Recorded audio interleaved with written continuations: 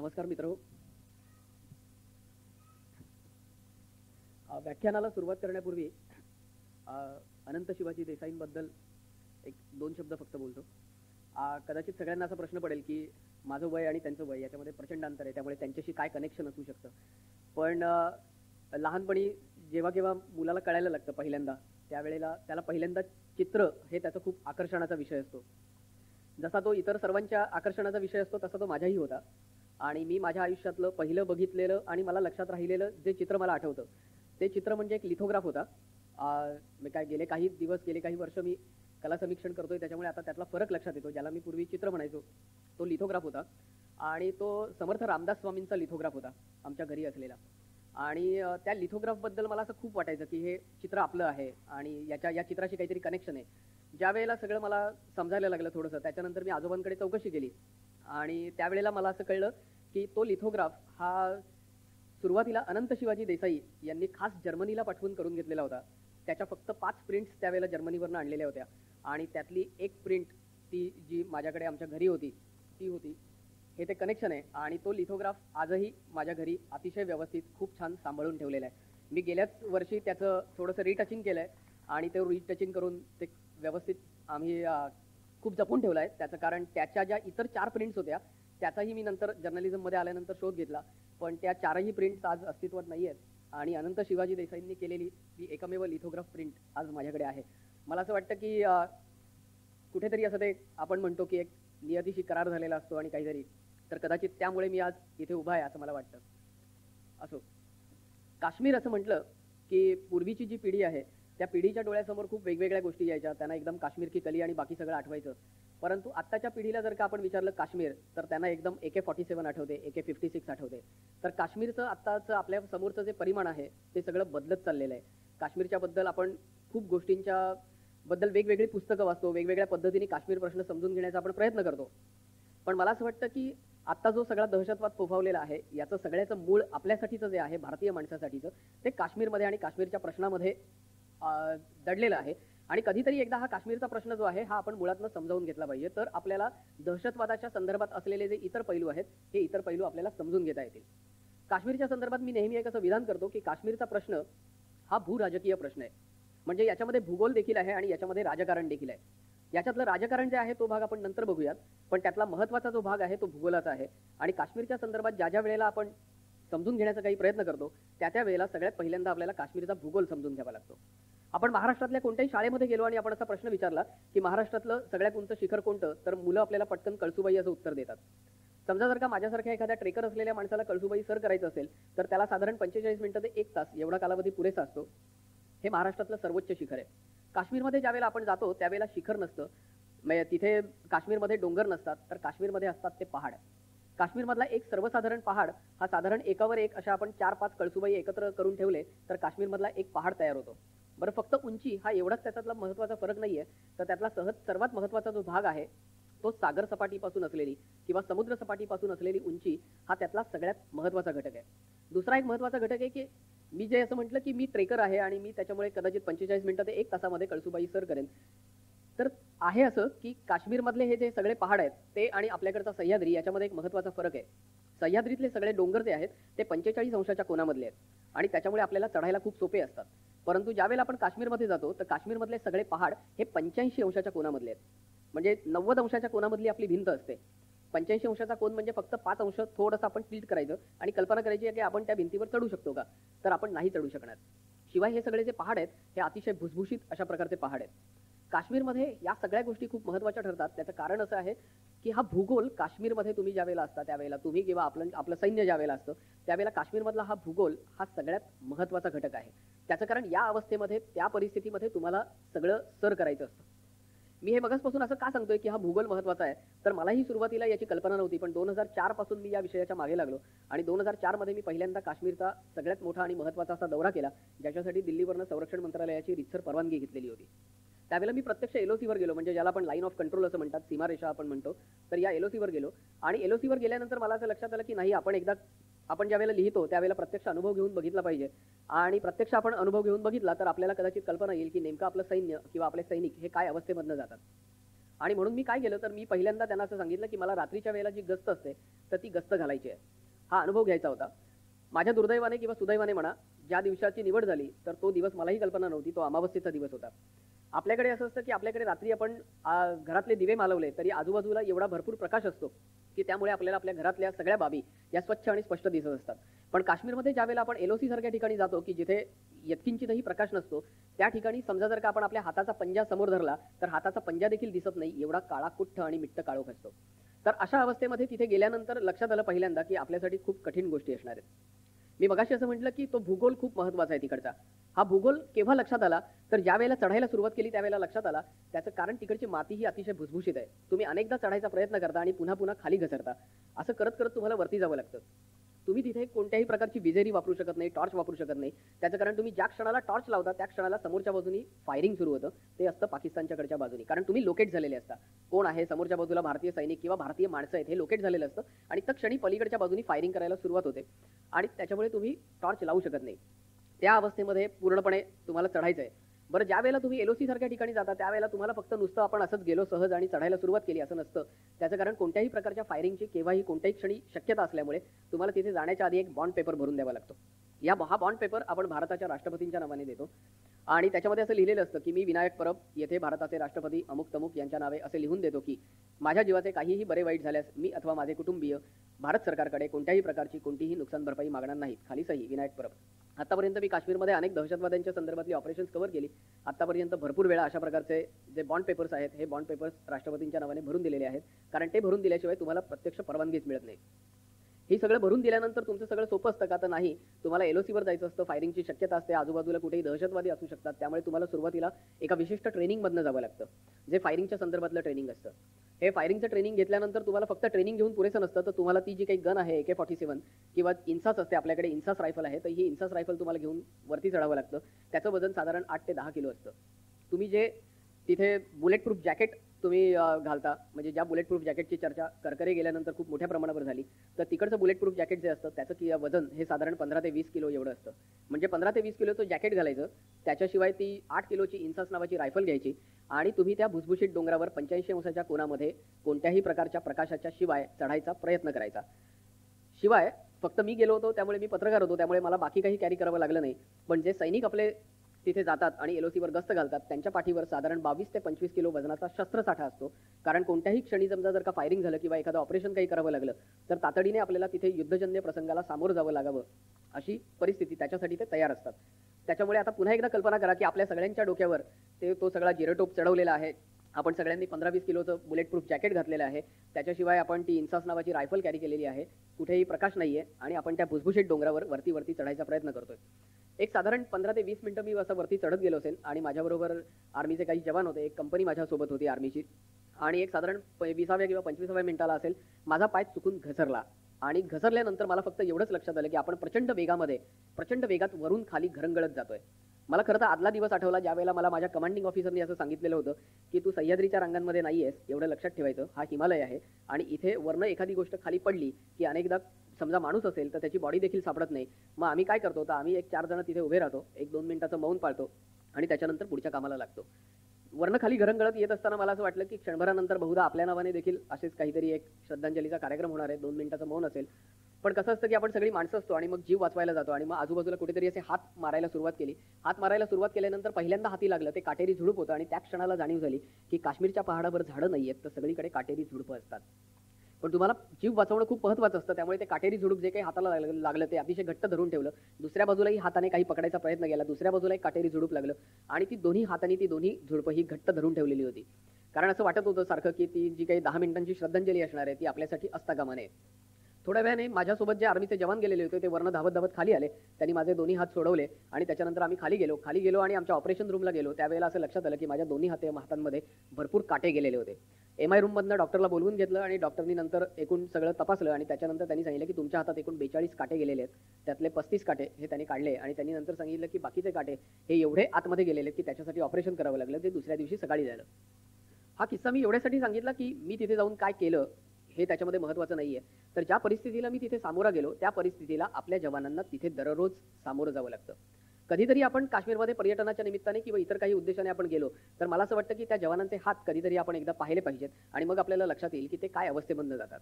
मी नेहमी असं म्हणतो की पुन्हा मुंबईला ज्या वेळेला आपण अतिशय शांत चित्ताने स्वस्थ चित्ताने आपण झोपी गेलेलो असतो त्यावेळेला आपल्याला यापैकी कोणत्याही गोष्टीची काडीचीही कल्पना नसते आणि याच्यापैकी कोणतीही गोष्ट कधीही आपल्या मनामध्ये येत नाही.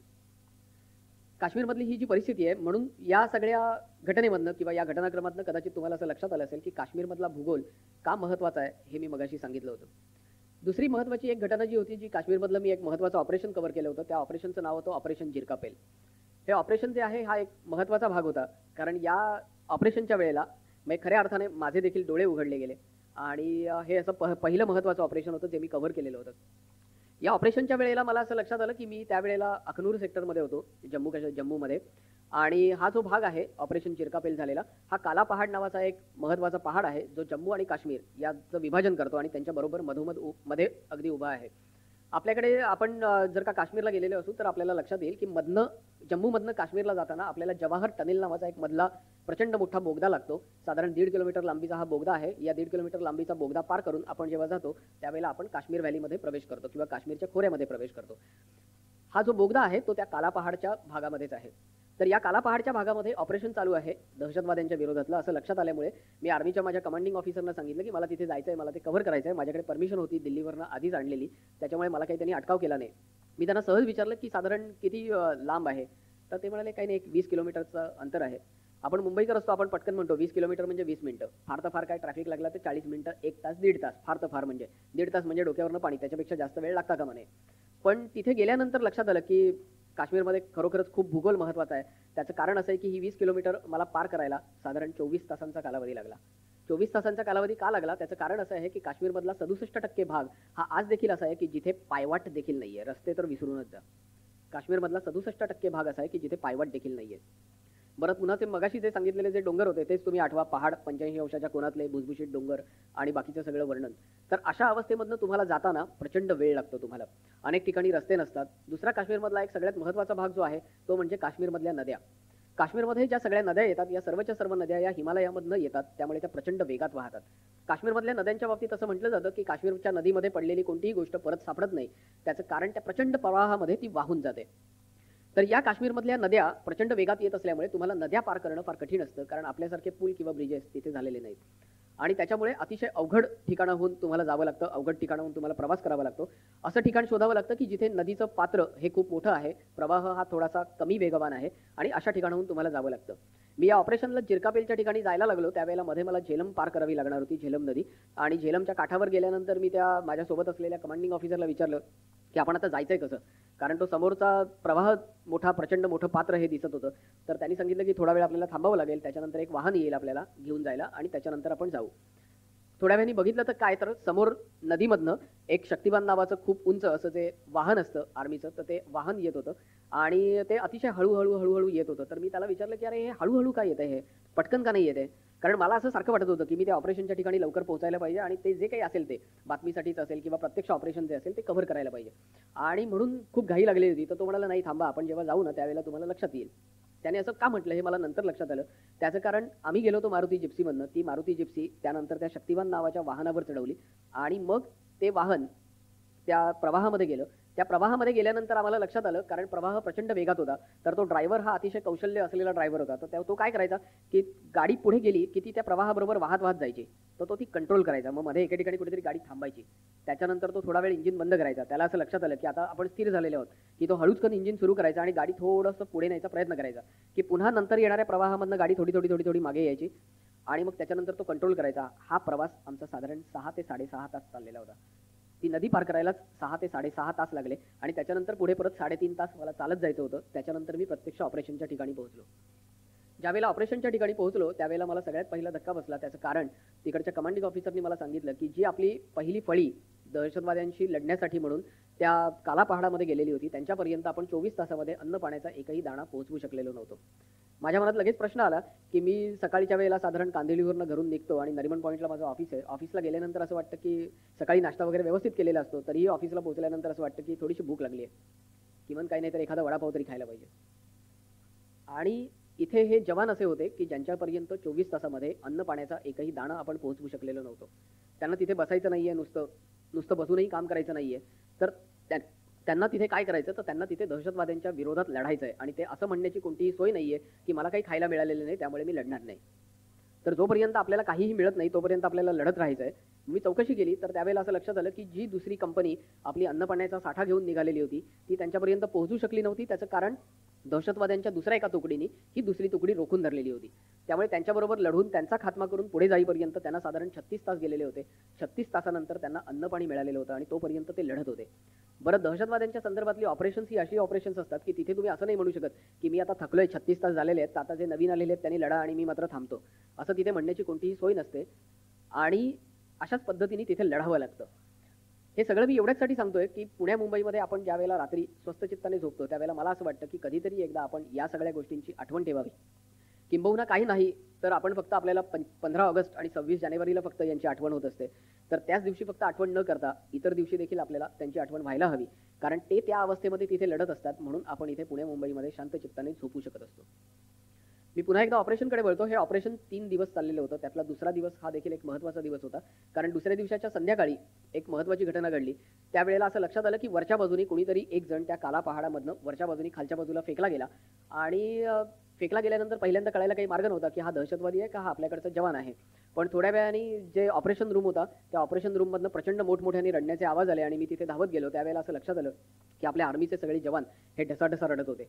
आणि मला असं वाटलं की ठीक आहे, साहजिक आहे की समजा जर का एखाद्या सहकार्याबरोबर आपण बरीच वर्ष काम केलेलं असेल तर आपल्याला असं वाटू शकतं की तो अचानक गेलाय, तर त्यावेळेला आपल्याला रडणं म्हणजे काय हे खूप साहजिक गोष्ट आहे. आणि म्हणून मी चौकशी केली आधी, पण हे नेहमीचं रडणं नव्हतं म्हणून त्याची अधिक थोडीशी खोलाने चौकशी केली. त्यावेळेला असं लक्षात आलं की ज्या दिवशी तो जवान वरनं खाली फेकला गेलेला होता तर तो जवान खरं तर गेला होता त्याच्या घरी. आणि त्याच्या घरी एक खूप चांगली घटना घडलेली होती आणि म्हणून तो घरी गेला होता. तो घरी गेल्या गेल्या तसंच लगेच त्याच दिवशी संध्याकाळी त्याला तार मिळाली आणि त्याला असं सांगण्यात आलं की दहशतवाद्यांच्या संदर्भातलं आपल्या कंपनीचं जे ऑपरेशन आहे ते सुरू होतंय. खबर पक्की आहे, थोडीसं आणखी इन्फॉर्मेशन मिळण्यासाठी, थोडीशी खबर अधिक मिळण्यासाठी म्हणून फक्त आपण थांबलेलो आहोत. पण 2-3 दिवसात आपल्याला दहशतवाद्यांच्या संदर्भातलं ऑपरेशन सुरू करावं लागणार आहे, कारण या भागामध्ये दहशतवादी आता लपून राहिलेत आणि ते लपून राहणं हे आपल्या देशासाठी हितावह नाही आहे. त्यामुळे आपल्याला तातडीने ऑपरेशन करावं लागणार आहे. त्यामुळे जसा आहेस तसा परत ये. आणि त्याच्यामुळे तो जवान तिकडनं परत आला होता आणि तो ऑपरेशनवर रुजू झालेला होता. ज्या दिवशी तो वरनं खाली फेकला गेला त्या दिवशी त्याचं नवजात अर्भक असलेली त्याची मुलगी 7 दिवसांची होती. आणि म्हणून त्या आर्मी ऑफिसर्सच्या एवढा मोठा कंठशोष चालू होता किंवा ते एवढ्या मोठ्याने ढसाढसा रडत होते.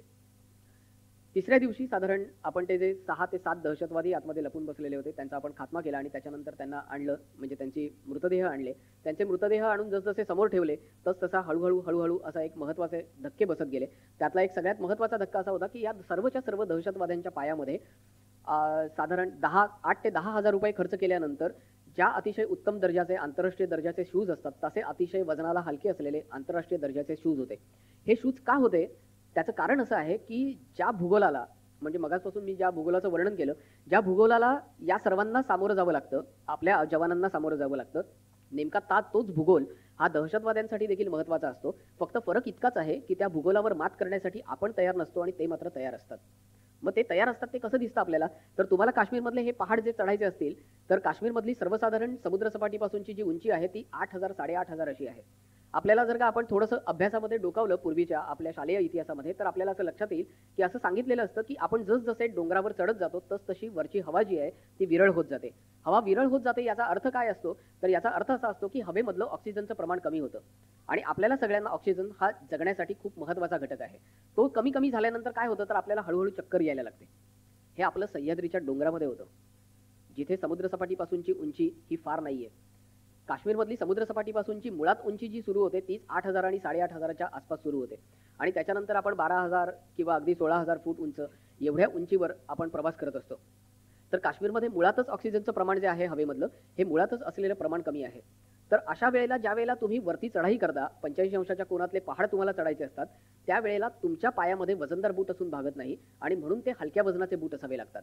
आणि त्याची त्यांची तयारी असते. त्याच्यासाठी त्यांनी अतिशय उत्तम आंतरराष्ट्रीय दर्जाचे शूज घेतलेले असतात आणि ज्यांची कॉस्ट 8,000 ते 10,000 रुपये प्रति शूज एवढी असते आणि ते त्यांच्या पायामध्ये असतात. हळूचकन आपलं लक्ष जातं की आपल्या आर्मी ऑफिसर्सच्या पायामध्ये काय आहे, तर आपल्या आर्मी ऑफिसर्सच्या पायामध्ये मात्र तेच काळे बूट असतात की जे बूट घालून ते संचलन आपल्यासमोर रस्त्यावर करत असतात. आता ते बूट घालून आपले जवान त्या अवस्थेमध्ये तिथे वर चढतायत आणि दहशतवाद्यांच्या पायामध्ये मात्र अतिशय उत्तम आंतरराष्ट्रीय दर्जाचे शूज आहेत. ही आपल्याकडची परिस्थिती आहे. कधीतरी आपण सरकारला असं विचारणार आहोत का, की आमच्या जवानांच्या पायामध्ये हे शूज का नाही आहेत? जर का त्यांना आपल्या देशासाठी त्याच तत्परतेने आणि तेवढ्याच तत्परतेने लढण्याची गरज आहे तर. पण आपल्या सरकारकडे एक उत्तर तयार असतं, ते म्हणजे पैसे नाहीत. आणि आपण एवढे निगरगट्ट झालेले असतो, की आपल्यालाही सरकारला एवढं उत्तर दिलं, की भागतं, आपणही त्यांना काही बोलायला जात नाही. पुन्हा एकदा त्या दहशतवाद्यांच्या ऑपरेशनकडे वळतोय. या ऑपरेशनमध्ये असं लक्षात आलं, हा पहिला धक्का बसलेला होता. दुसरा धक्का जो होता तो त्यांच्या खिशामध्ये, त्यांच्या पूर्ण शर्ट आणि पॅन्टला असे मिळून 16 खिसे होते. 16 खिसे कशासाठी? तर हे सर्वच्या सर्व खिसे भरलेले होते. पुन्हा एकदा इथे भूगोल महत्वाचा आहे. भूगोल आपल्याला काय सांगतो? तर काश्मीरमध्ये तुम्ही ज्या ठिकाणून जाता तिथे वस्ती अतिशय विरळ आहे. आणि वस्ती अतिशय विरळ असल्यामुळे आणि तुम्हाला हिमालय पार करायचा असल्यामुळे, म्हणजे जे दहशतवादी येतात ते सर्वच्या सर्व हिमालयाच्या रांगा पार करून येतात. तुम्हाला हिमालयाची रांग पार करून यायला साधारण 6 ते 7 दिवस लागतात. या 6 ते 7 दिवसांच्या कालावधीमध्ये तुम्हाला कुणीही नाश्ता देणार नसतं, तुम्हाला कुणीही जेवण देणार नसतं आणि तुम्हाला तुमच्या अंगातली ऊर्जा टिकवून, किंबहुना तुम्हाला ते सर्व पार करताना, हिमालय चढत असताना तुम्हाला अधिक ऊर्जा लागते आणि ती सर्व पार करून ते सर्व टिकवायला तुम्हाला तुमच्याकडे प्रथिनं असावी लागतात. ही प्रथिनं दहशतवाद्यांना मिळतात कुठून? तर त्यांच्याकडे हे जे 16 खिसे असतात, या 16 खिशामध्ये काजू, बदाम आणि पिस्ते भरलेले असतात. आता पुन्हा एकदा 26 आपल्या नोव्हेंबरच्या अटॅकनंतर तुम्ही जे कसाबचे फोटो पाहिलेले असतील तर ते आठवून पहा. मग तुम्हाला असं लक्षात येईल की कसाबच्या पॅन्टला देखील एवढेच आणि असेच खिसे होते. कसाबच्या शर्टला देखील एवढेच आणि असेच खिसे होते. कसाबने जे जॅकेट घातलेलं होतं त्याला देखील एवढेच आणि असेच खिसे होते. कसाबच्या खिशात काय होतं? तर कसाबच्या खिशामध्ये देखील बदाम होते, काजू होते, पिस्ता होते. म्हणजे दहशतवाद्यांची जी दोन्ही ठिकाणची असलेली मोडस ऑपरेंडी आहे, मग ती कदाचित काश्मीरमध्ये असेल किंवा मुंबईच्या हल्ल्याच्या संदर्भातली असेल, या दोन्हीमध्ये एक समांतर धागा आहे. त्यांची कार्यपद्धती ही सारखी आहे. त्यांना हे माहिती आहे की आपण माणसं आहोत. आपल्याला माणूस म्हणून लढत असताना आपल्याला आपल्या ऊर्जा टिकवावी लागते. ही ऊर्जा टिकवण्यासाठी आपल्याला प्रथिनांचा साठा असावा लागतो. हा प्रथिनांचा साठा दहशतवाद्यांकडे असतो, आपल्या सैनिकांकडे असतो का? आपल्या जवानांकडे असतो का? आपण आपल्या जवानांना देतो का काजू, बदाम आणि पिस्ता? आपण नाही देत, कारण आपल्याकडे पैसे नाही आहेत. आणि पैसे नाही आहेत का नाही आहेत सरकारकडे पैसे? कारण सरकारला विचारणार कोणी नाही आहे. तुम्ही मी काहीही करत नाही, आपण असेच राहतो. फक्त मी मगाशी म्हटलं तसं की 15 ऑगस्ट आणि 26 जानेवारीला आपल्यातला जो देशभक्तीचा भाग असतो तेवढा फक्त तेवढ्यापुरता उफाळून वरती येतो आणि त्याच्यानंतर आपण सगळेजण पुन्हा एकदा थंडावून जातो.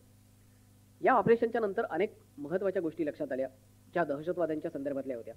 आणि मग त्याच्यानंतर हळूहळू अधिकाधिक गोष्टी पुढे हे करायला सुरुवात केली आणि त्यानंतर दहशतवाद्याच्या संदर्भातल्या खूप महत्त्वाच्या गोष्टी बारीक सारीक लक्षात आल्या. आणि सारखा एक प्रश्न पडत होता की आपल्याकडे एवढी वर्ष झाली आहेत. म्हणजे मी ज्यावेळेला गेलो होतो त्यावेळेला साधारण 50 एक वर्ष होऊन गेलेली होती स्वातंत्र्य मिळाल्यानंतर. आणि मला असा प्रश्न सारखा पडत होता की या वर्षांमध्ये, एवढ्या वर्षांमध्ये आपण काश्मीर प्रश्न का नाही सोडवू शकलेलो? कधीतरी मुळातनं हा एकदा काश्मीर प्रश्न आपण सोडवण्याचं आपल्या हाती नसलं तरी कदाचित एकदा आपण समजून घेण्याचा प्रयत्न केला पाहिजे. आणि काश्मीर प्रश्नाचं मूळ कशामध्ये आहे? म्हणजे नेमका हा काश्मीरचा जो भूभाग आहे हा पाकिस्तानला कशासाठी हवा आहे आणि भारताला आपल्याकडे हा का राखून ठेवायचा आहे? म्हणजे आपल्याला फक्त एवढ्यासाठी हा भूभाग हवा आहे का की आपल्याला असं जगाला ओरडून सांगायचं की हे या जगाचं जे काही नंदनवन नावाची चीज आहे, ही नंदनवन नावाची चीज ही फक्त आमच्याकडे आहे आणि ती आमच्याचकडे आहे. भारत हा सगळ्यात महत्त्वाचा देश आहे की ज्याच्याकडे जगाचं नंदनवन आहे. एवढं आपल्याला जगाला ओरडून सांगायचं आहे का?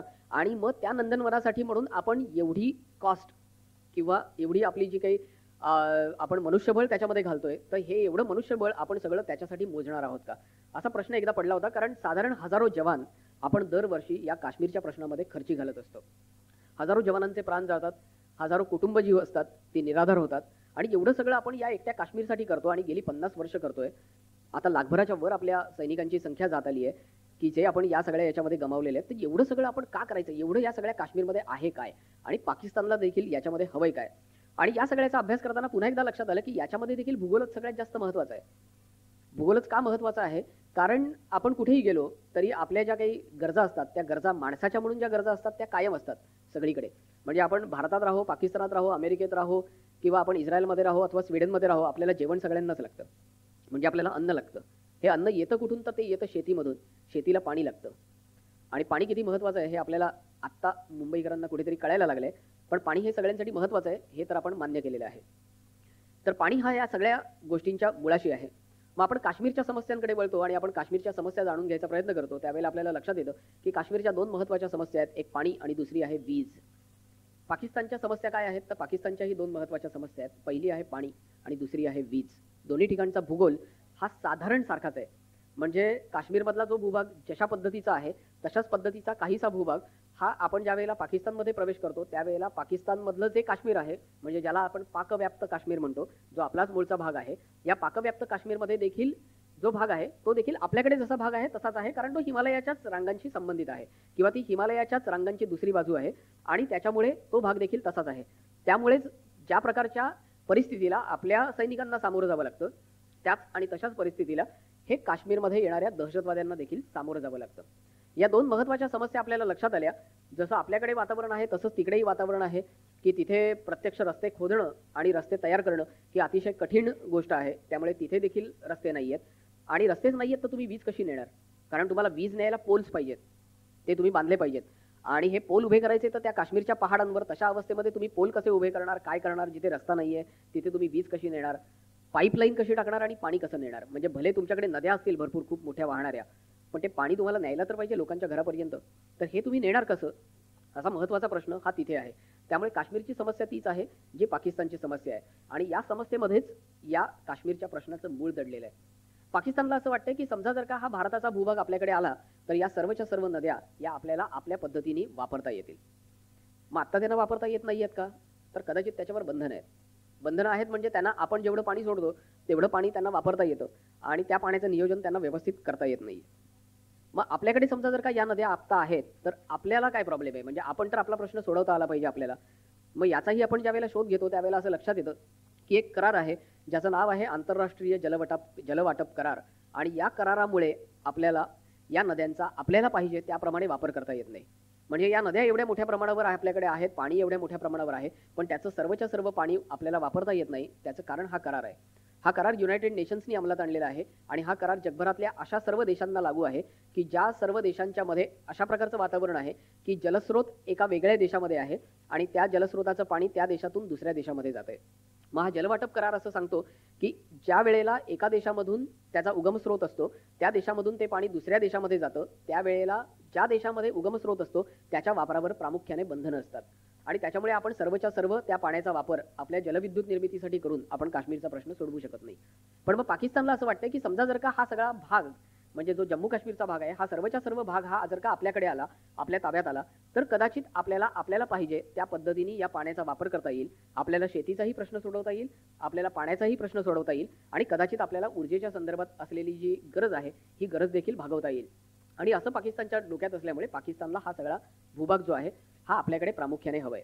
आता त्याच्यासाठी ते निमित्त आहे, जे निमित्त आपल्या सगळ्यांना माहिती आहे की काश्मीरमधला भाग बराचसा जो आहे किंवा बहुसंख्य लोक जे काश्मीरमधले आहेत हे सगळे मुस्लिम धर्मीय आहेत. हे त्याच्यासाठीचं केवळ एक निमित्त आहे.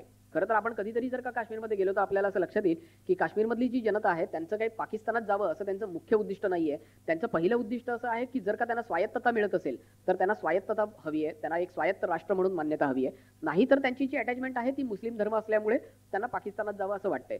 पण त्यांची पहिली जी भावना आहे ती त्यांची स्वायत्त अशा राज्याची किंवा स्वायत्त अशा राष्ट्राची भावना आहे. पण पाकिस्तानला असं सातत्याने वाटतंय आणि म्हणून पाकिस्तान गेली 50हून अधिक वर्ष हा प्रश्न सोडवण्यासाठी म्हणून त्यांच्या मार्गाने म्हणजे दहशतवादाच्या मार्गाचा अवलंब करून त्याचा प्रयत्न करून त्या मार्गाने तो सोडवण्याचा ते प्रयत्न करतायत. कारण त्यांना असं वाटतंय त्यांनी आतापर्यंत 2 युद्ध केली, त्या दोन्ही युद्धांमध्ये त्यांना अपयश आलं, सपशेल अपयश आलं आणि त्याच्यानंतर त्यांना असं लक्षात आलं की युद्ध करणं हे काही आपल्याला शक्य नाही आणि म्हणून त्यांनी दहशतवाद हा छुपा युद्ध मार्ग जो आहे, दहशतवाद जे आहे त्या दहशतवादाला आम्ही संरक्षण शास्त्रामध्ये छुप युद्ध म्हणतो.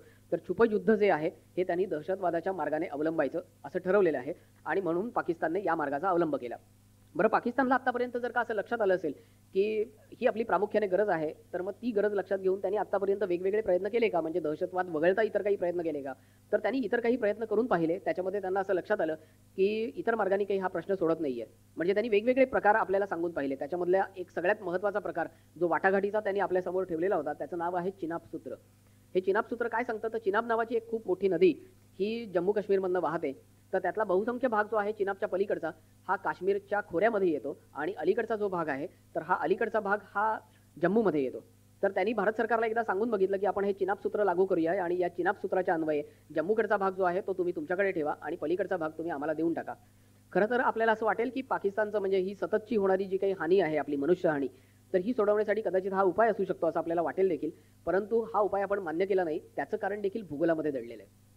याचं भूगोलामधलं कारण काय आहे तर त्याच्यासाठी आपल्याला थोडंसं इतिहासाची पानं चाळावी लागतात. ही पानं चाळताना आपल्याला असं लक्षात येईल की आतापर्यंत भारतावर अनेक आक्रमणं झाली आहेत आणि मग अगदी पार महम्मदच्या गझनीच्या महम्मदापासून ते अगदी अलीकडे म्हणजे पुरूपर्यंतची जी सगळी आक्रमणं झाली आहेत हे सगळे आक्रमक भारतात आले कुठून? तर हे सर्वच्या सर्व आक्रमक हे जम्मू काश्मीरमधनं आले आहेत. पण जर का दहशतवाद्यांना पूर्ण हिमालय लांघून पार करून जर का येता येत नाही तर हे सगळे आले कुठून? तर हे जे दहशतवादी येतात हे काही सगळेच्या सगळे मोठ्याच्या मोठ्या संख्येने येत नाहीत. हे येतात 4-2 असतात, अगदी फार तर फार 10-12 किंवा 16 असतात, त्याच्या पलीकडे त्यांची संख्या नसते. कारण संपूर्णच्या संपूर्ण सैन्य तुम्हाला हिमालयाच्या मार्गाने आतमध्ये घुसवणं हे आज तागायत कोणालाही शक्य झालेलं नाही, ना यापुढे कधी कोणाला शक्य होणार आहे. पण मग हे काय करतात का? हे सगळे आले कुठे जे आतापर्यंत ते भारताचे आक्रमक होते? तर हे सर्वच्या सर्व आक्रमक जे होते हे एका विशिष्ट भागातनं भारतात त्यांनी प्रवेश केलेला होता. त्या भागाचं नाव होतं अखनूर. खरं तर आपल्याकडे जे गेटवे ऑफ इंडिया आहे तर मी असं म्हणतो की खरं तर अखनूर सेक्टर हा खऱ्या अर्थाने भारताचा गेटवे ऑफ इंडिया आहे. कारण भारतामध्ये तुम्हाला जर का सैन्यानिशी पूर्णच्या पूर्ण सैन्य घुसवून आतमध्ये शिरायचं असेल तर अखनूर सेक्टर हे त्याच्यासाठीचं प्रवेशद्वार आहे. हा एकमेव भाग असा आहे भारतात शिरण्याचा की जिकडनं तुम्हाला पूर्णच्या पूर्ण सैन्य आतमध्ये घुसवता येतं. आणि जर का आपण पाकिस्तानचं चिनाब सूत्र मान्य केलं असतं तर आपल्याला हा अखनूर सेक्टर गमवावा लागला असता. त्याला म्हणजे आपल्या भारतीय सैन्य दलांनी त्याला नाही असं म्हटलं आणि त्याच्यामुळे चिनाब सूत्र जे होतं ते सूत्र आपण स्वीकारलं नाही. आणि मग त्याच्यानंतर पाकिस्तानने दहशतवादाच्या संदर्भात ज्या ज्या काही कारवाया केल्या त्या सगळ्या आपल्या समोर आहेत आणि आपल्याला माहिती आहेत. बरं, हे सगळं ज्या वेळेला होत होतं त्यावेळेला आपल्याला लक्षात नाही का आलं की हा प्रश्न जो आहे काश्मीर प्रश्नाचं मूळ कशामध्ये आहे आणि काय केलेलं आहे? काश्मीरचा प्रश्न सुटत नाहीये, किंबहुना ज्या मार्गाने हा प्रश्न सुटत नाहीये म्हणजे आपण आपलं पूर्णच्या पूर्ण सैन्य म्हणजे आज आपण आपलं अर्ध्याहून अधिक सैन्य हे एकट्या जम्मू आणि काश्मीरमध्ये नेऊन उभं केलेलं आहे. आपण आजवर जम्मू आणि काश्मीरमध्ये जो दहशतवाद बोकाळलेला आहे या दहशतवादावर आणि त्यानिमित्ताने जम्मू आणि काश्मीरवर एवढा खर्च केलेला आहे की हा सगळाचा सगळा खर्च एकत्र केला तर कदाचित संपूर्ण भारताची पाण्याची आणि ऊर्जेची समस्या सोडवता येऊ शकेल. पण आपण त्याला प्राधान्य दिलेलं नाही तर आपण काश्मीरमध्ये त्याच्यावर सतत खर्च करतोय. आजही काश्मीरमधला जो सातत्याने कोट्यानुकोटीची जे पॅकेजेस जाहीर होतात तीही चालू आहेत आणि आपण सतत खर्च करतच आहोत. आणि आपल्याला पलीकडच्या बाजूला कुठेही प्रकाशाचा किरण देखील दिसत नाहीये की काश्मीर प्रश्न हा सुटतोय. तर मला या सगळ्या अभ्यासादरम्यान असं लक्षात आलं की हा प्रश्न मग आपल्याला कधी लक्षात आला की नाही? म्हणजे आपल्या बाजूलाही विचार करणारी माणसं असतील, आपण असं म्हणतो की भारत ही बुद्धिमानांची भूमी आहे, तर मग आपल्याला कधी असं लक्षात आलंय का? तर याचाही शोध घेतला त्यावेळेला असं लक्षात आलं की नाही, आपल्याकडे देखील आर्मी नेव्ही एअरफोर्समध्ये एक युनिट असतं जे बुद्धिमंतांचं काम करतं. फक्त ते बुद्धिमंत म्हणून काय काम करतात तर ते संरक्षण शास्त्राच्या अनुषंगाने बुद्धिमंत म्हणून विचार करतात. आणि मग या बुद्धिमंतांना देखील एकदा असं लक्षात आलं की नाही, हे सगळ्यात जास्त महत्त्वाचं आहे की आपण आता आपली मोडस ऑपरेंडी बदलली पाहिजे. म्हणजे काय होतं तर पूर्वीच्या काळी असं व्हायचं की आपल्याकडचा जो कमांडिंग ऑफिसर असायचा त्याच्या हातात गन तरी असायची किंवा त्याच्या हातात एक हंटर तरी असायचा आणि तो काश्मीरमध्ये फिरताना तो सतत फिरत असायचा. म्हणजे आपण कुणीतरी आक्रमक आहोत अशी एक मानसिकता त्या हंटरमुळे आणि त्या गनमुळे काश्मीरी जनतेच्या मनात निर्माण झाली. काश्मीरी जनतेने भारतीय सैन्याला जो सर्वात प्रमुख विरोध केला त्याचं ते एक सगळ्यात महत्त्वाचं कारण होतं. हे आपल्याला अनेक वर्षांनंतर लक्षात आलं आणि हे ज्या वेळेला लक्षात आलं त्यावेळेला आपण असं ठरवलं की नाही, आता आपण आपली मोडस ऑपरेंडी बदलूया. कारण हा अशा पद्धतीने विरोध करून, कारण त्यावेळेला परिस्थिती अशी होती की दहशतवादी तर सतत येतच होते, सातत्याने हल्ले करत होते. त्यातले अनेक हल्ले हे जरी भारतीय सैन्यावर होत असले तरी इतर हल्ले हे काश्मीरी जनतेवर देखील होत होते. आणि एवढं सगळं असताना देखील काश्मीरी जनता ही आपल्याला मदत नव्हती करत आणि उलट पक्षी ती एवढं सगळं असताना देखील दहशतवाद्यांना मदत करत होती. मग कदाचित ती काही वेळेला असलेली मदत ही कदाचित आपुलकीने केलेली असेल किंवा काही वेळेला त्यांनी दहशतीच्या वातावरणाखाली केलेली मदत असेल, पण ते सर्वच्या सर्वजण काश्मीरी जनता जी होती ही पूर्णपणे पाकिस्तानी दहशतवाद्यांनाच मदत करत होती, हे आपल्याला लक्षात आलं होतं. हे लक्षात आल्यानंतर आपण एक महत्त्वाचं ऑपरेशन आपल्या हाती घेतलं, म्हणजे भारतीय आर्मीने घेतलं आणि त्या ऑपरेशनचं नाव होतं ऑपरेशन सद्भावना. हे ऑपरेशन सद्भावना आपल्यासाठी खूप जास्त महत्त्वाचं आहे. त्याचं कारण त्यावेळेला भारतीय सैन्याने आपली स्वतःची मानसिकता बदलली आणि आपण असं ठरवलं की नाही, आता आपण काय करणार आहोत तर आता आपण वेगळ्या पद्धतीने हा प्रश्न हाताळणार आहोत. त्यातली सगळ्यात पहिली आणि महत्त्वाची गोष्ट झाली ती म्हणजे हंटर जो होता अधिकाऱ्यांच्या हातातला हा बाजूला गेला, गन बाजूला गेली आणि त्याच्यानंतर त्यांनी काश्मीरी जनतेशी संवाद साधायला सुरुवात केली. हा संवाद एवढ्यासाठी महत्त्वाचा होता, आपण अगदी आपल्या लेवलला येऊन सामान्य माणसांच्या भूमिकेतनं समजा जरी याचा शोध घ्यायचा प्रयत्न केला तरी आपल्याला असं लक्षात येईल की याच्यामध्ये एक खूप महत्त्वाची ह्युमन टेंडन्सी आहे, म्हणजे जी मानवी स्वभावाशी निगडीत आहे.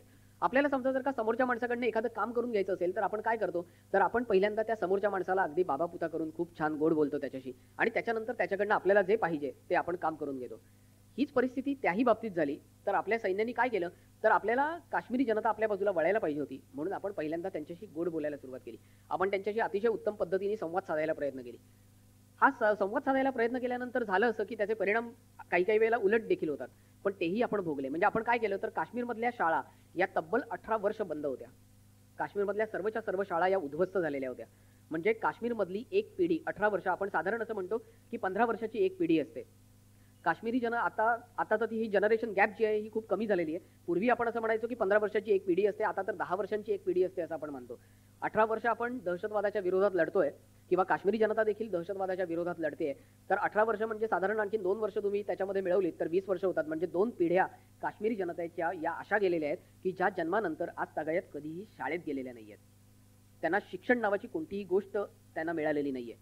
ही माणसं काय करत होती, तर ही 18 वर्ष फक्त आणि फक्त घरामध्ये कोंडलेली होती. कारण तुम्ही घराच्या बाहेर पडू शकत नाही. तुम्ही घराच्या बाहेर पाऊल टाकलं की तुम्ही दहशतवाद्यांच्या बॉम्बला बळी पडणार आहात की तुम्ही दहशतवाद्यांच्या गोळ्यांना बळी पडणार आहात, तुम्हाला माहिती नाहीये. अशा अवस्थेमध्ये त्यांनी काढलेली आहेत. त्यांना काय होतं, तर आपण आतापर्यंत त्यांना फक्त घराघरामध्ये रेशन पोचवायचं आपण काम करत होतो, म्हणजे जेणेकरून त्यांचा भूकबळी जाणार नाही हे फक्त आपण बघितलं. आणि आपण त्यांना जे रेशन देत होतो त्याच्यामध्ये फारशी कुठे आडकाठी दहशतवादी करत नव्हते. त्याचं कारण त्यांना असं वाटत होतं की ही आपली माणसं आहेत, त्याच्यामुळे त्याच्यामध्ये काही झालं नाही. पण 18 वर्ष आपण कल्पना करूयात की आपल्याला 18 वर्ष फक्त घरामध्ये बसून राहायला लागलेलं आहे. आपल्याला काहीही कोणतंही उपकरण कोणतंही साधन आपल्याकडे नाहीये. आपण फक्त 18 वर्ष घरातली जी काही आपली 4-2 मंडळी किंवा काय घरात राहणारी 7-8 मंडळी आहेत ही फक्त 18 वर्ष एकमेकांचं तोंड बघतोय. बाकी आपण काहीही काम करत नाही आहोत. आपण फक्त बसतोय. आपल्याला जे बाहेरनं धान्य आणून दिलं जातं ते फक्त आपण खातोय, जेवतोय. बाकी काही नाहीये. तुम्हाला सोशल लाईफ नाहीये, तुम्हाला सामाजिक आयुष्य नाहीये, लग्न नाहीये, काय काय काय काहीही नाही. काहीही आयुष्य म्हणून राहिलेलं नाहीये. फक्त 18 वर्ष आपण घरात राहिलोय तर आपली काय अवस्था होईल, तीच अवस्था नेमकी काश्मीरी जनतेची या काळात झालेली होती. आणि हे सगळं झाल्यानंतर ज्या वेळेला भारतीय आर्मीने काय केलं, तर पहिल्यांदा त्यांनी शाळा उभारल्या. ज्या पडलेल्या सगळ्या शाळा होत्या, ज्या दहशतवाद्यांनी उद्ध्वस्त केलेल्या होत्या, या सर्वच्या सर्व शाळा आपण उभारायला सुरुवात केली. या सर्वच्या सर्व शाळा आपण सर्वच्या सर्व नाही, पण त्या आपण असं केलं की प्रत्येक गावामध्ये किमान एक शाळा असेल.